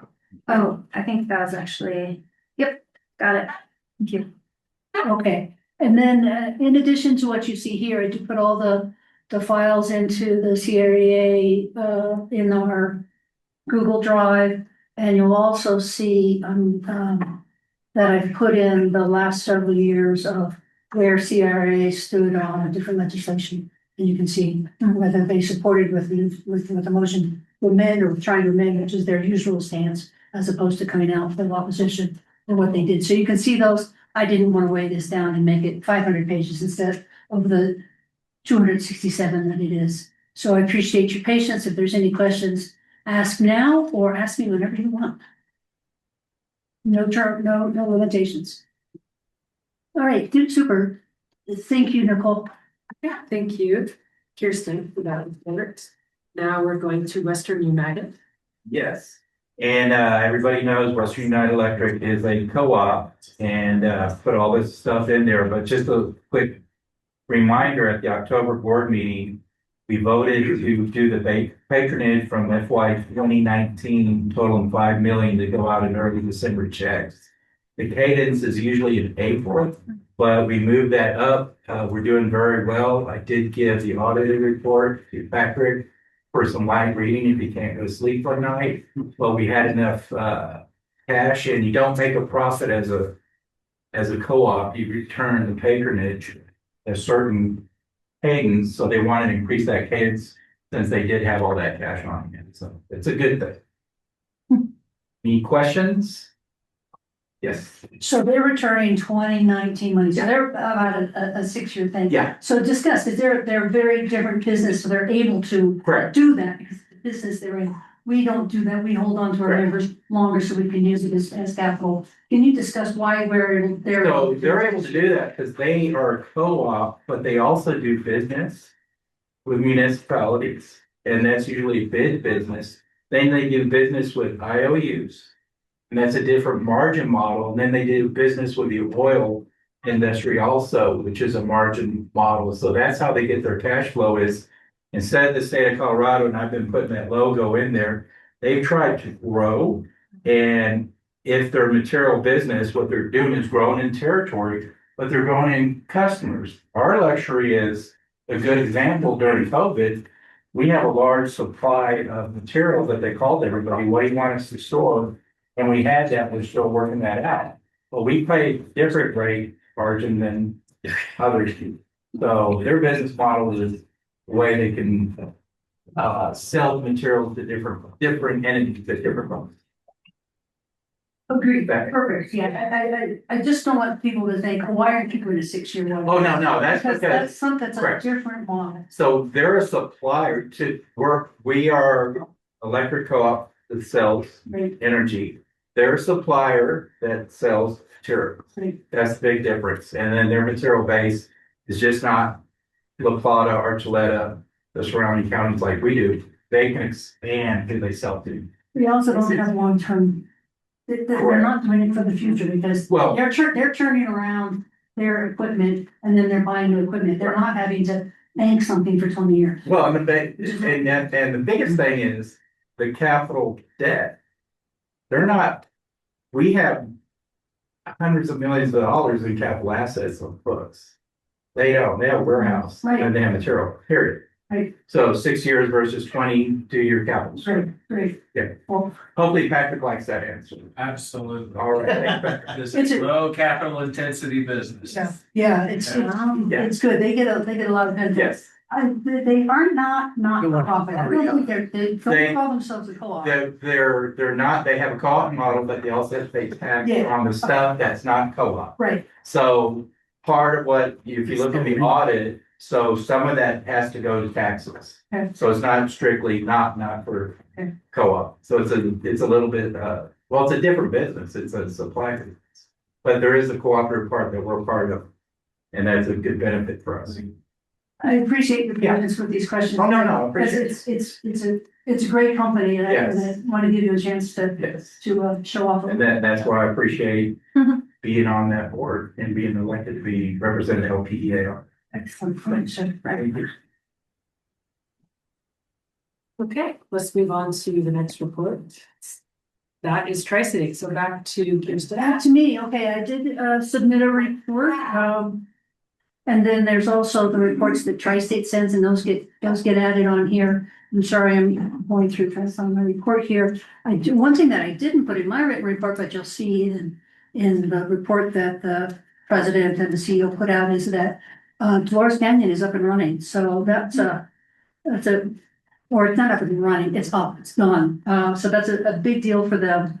And they have done the numbers on that and the cost of that and the energy they're gonna be getting that really is of great value and is significantly less expensive than many of the out of the market coal generation. So that's really great. I don't have anything. I found my report. Sorry, guys, I'm trying to find my highlights. They did vote. Actually, they didn't vote this year to retire any capital. So because it's a negative, they didn't have to make a vote on it. There was a lot of discussion in finance. By the time I went to the board, there was no discussion there, which is interesting. I thought for sure there would be. It hurts some of the smaller co-ops and it hurts the older members because they'll get retired. It doesn't sound like they're planning on not retiring for multiple years in a row. There's a couple of years where it helps them hit their ERC, which is their equity to capital ratio or ECR or what. So that was a thing I expected to fight and didn't see one. I wasn't looking for blood. I just, thought it would be interesting. Yeah, it's well, it's the Finance and Audit Committee recommended it in public and then the board took no action. Took no action. Yeah. On the recommendation to take no action from the Finance and Audit Committee. But thank you for catching me on that. And if you ever hear me thinking I'm going outside, stop me before. And I know you can't, but I know it's hard. I know it is hard. I know, but stop me mid sentence. I am. Although I think I'm perfect, I am not perfect. And And their Form 10Q is out, which is always good reading. I'm sure Patrick has looked at it a lot, but it is good. It's sometimes good to see information in a different format. So it's the same kind of information. And they're seeing some great results from their firms program. And they saved they were able to save a lot of money and they're able to quantify it, which is very cool. And the one thing I should have started with is Reg, forgetting Reg's last name, is gone. He came in about 6 or 7 years ago. He was a direct report to Dwayne, and Dwayne is feeling pretty much the need. He's got to cut something, and that's what got cut. Lisa Scott is going to be taking over those duties. Very confident. His name is Reg Rudolph. He used to be at Senator DeCristo, CEO. San Isabel, thank you. One of those fans, thank you. And I don't know what he's going to do, but he's going to land on his feet because he's a very competent person. Any questions? In theory, might we get some of the power from their new solar before we leave? Is that? Oh, in theory, it goes into the pool. In theory. Yeah, I'm not sure what their energization date is. I don't think it's before April 1st. Oh, okay. I don't, but if it's in the pool, then, you know, they don't cover the electrons on their way out the door. Okay. There'll be those slides that say the percentage of their stuff that is from carbon neutral and carbon free. Thank you. Questions, answers? Great, thank you. Okay, great. And then we have another report. It's actually in the appendix. Rachel has been working on this for a long time with our Director Outreach Program. So she's going to do a brief presentation on the final. It's ready. It's ready in the process. Okay, cue it up, Drew. All right. Page 243. All right. So this is in your board packet, but I am an educator and retention is higher when you see something and hear it. So you've all been waiting for it. So thanks for everyone who helped build this. This is our Board 101 community outreach and engagement opportunity. We've seen iterations of this come forward in the past. So if you recall, it's basically y'all have requested materials and talking points to be able to go out to our membership and provide accurate updates and a factual record of what we've got going on, hear and engage with members on their questions, and then use what we're learning not only to inform your own perspective, but the board's work as a whole. And so Drew, if you can go actually to page 234, and everyone else can as well. So that's the community engagement toolkit. I'm just going to walk you through a couple things. So this is where if you're like, what were all the steps? This looks scary. It's not. You just click on the blue hyperlinks up top. All these documents can be found in our shared drive under the board member outreach and engagement folder. Board member outreach and engagement folder. I will follow up this with an email with all this information for you. But basically, this is your one-stop shop. Go to this and it'll walk you through what to do. If you're interested in doing this, our friendly challenge to everyone was to get out at least and try to do 2 times a calendar year, get out into your district and speak to a different user group or membership base. And you can do that in pairs. You can do that on your own. You don't have to do it all. It's not obligatory. But we've already had the outline in here. Chris is giving it one final look over and blessing to make sure that it's all accurate. The newest addition and what you've been waiting for was the slide deck. You can find that on page 243 of your packets, as well as inside the shared drive. I've been working with Amanda and her graphic design folks on this for a bit. It's nothing super fancy, but hopefully it'll do the trick.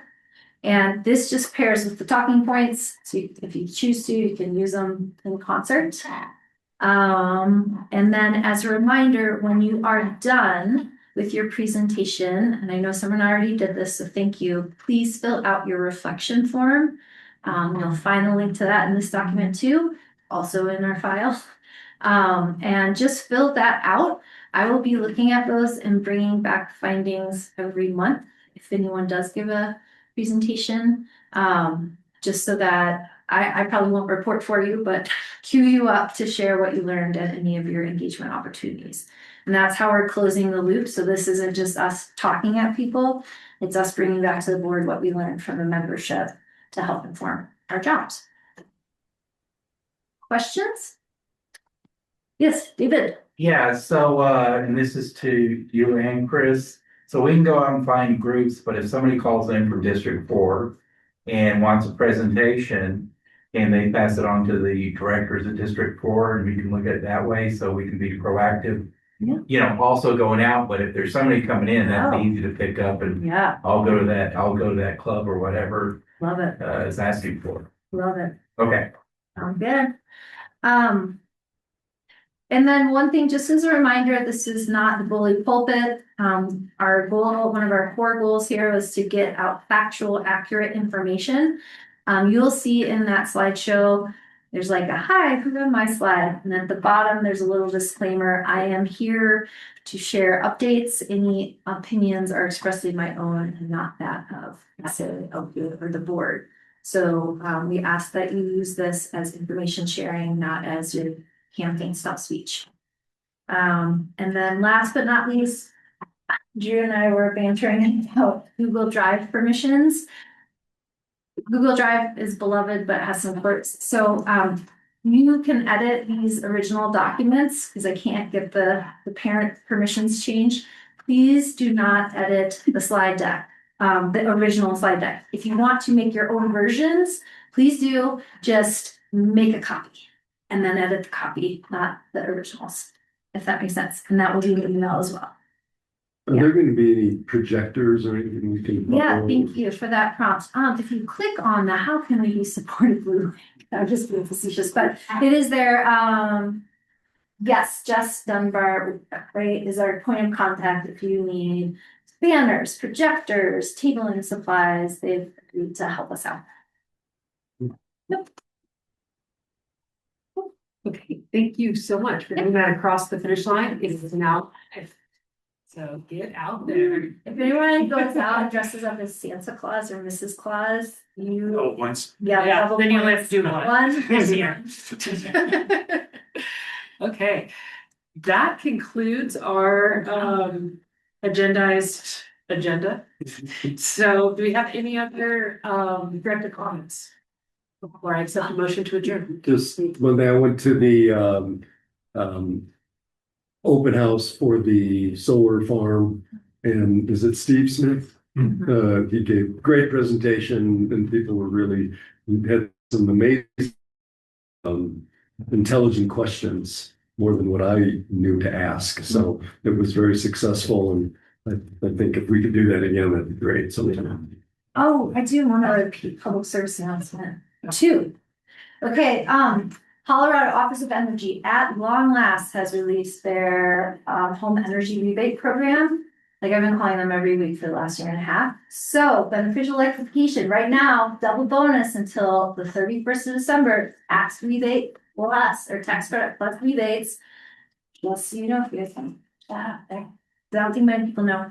And then the other thing, this is totally unrelated to energy. Actually, it's not, because I think people are going to struggle to pay their energy bills. But if you all heard, there was a SNAP freeze. It affected 12,440 folks in our region who weren't able to get SNAP funds for the first 2 weeks, 12 days or so of our month of November. For most folks getting SNAP, those are food supports. They spend all of their dollars in the first 2 weeks of the month. So this really disrupted some of our most vulnerable families' home and household budgets. And we're now hearing that they use their rent money to pay for food and now they can't pay for rent. So anyways, we have some folks struggling over the holiday season.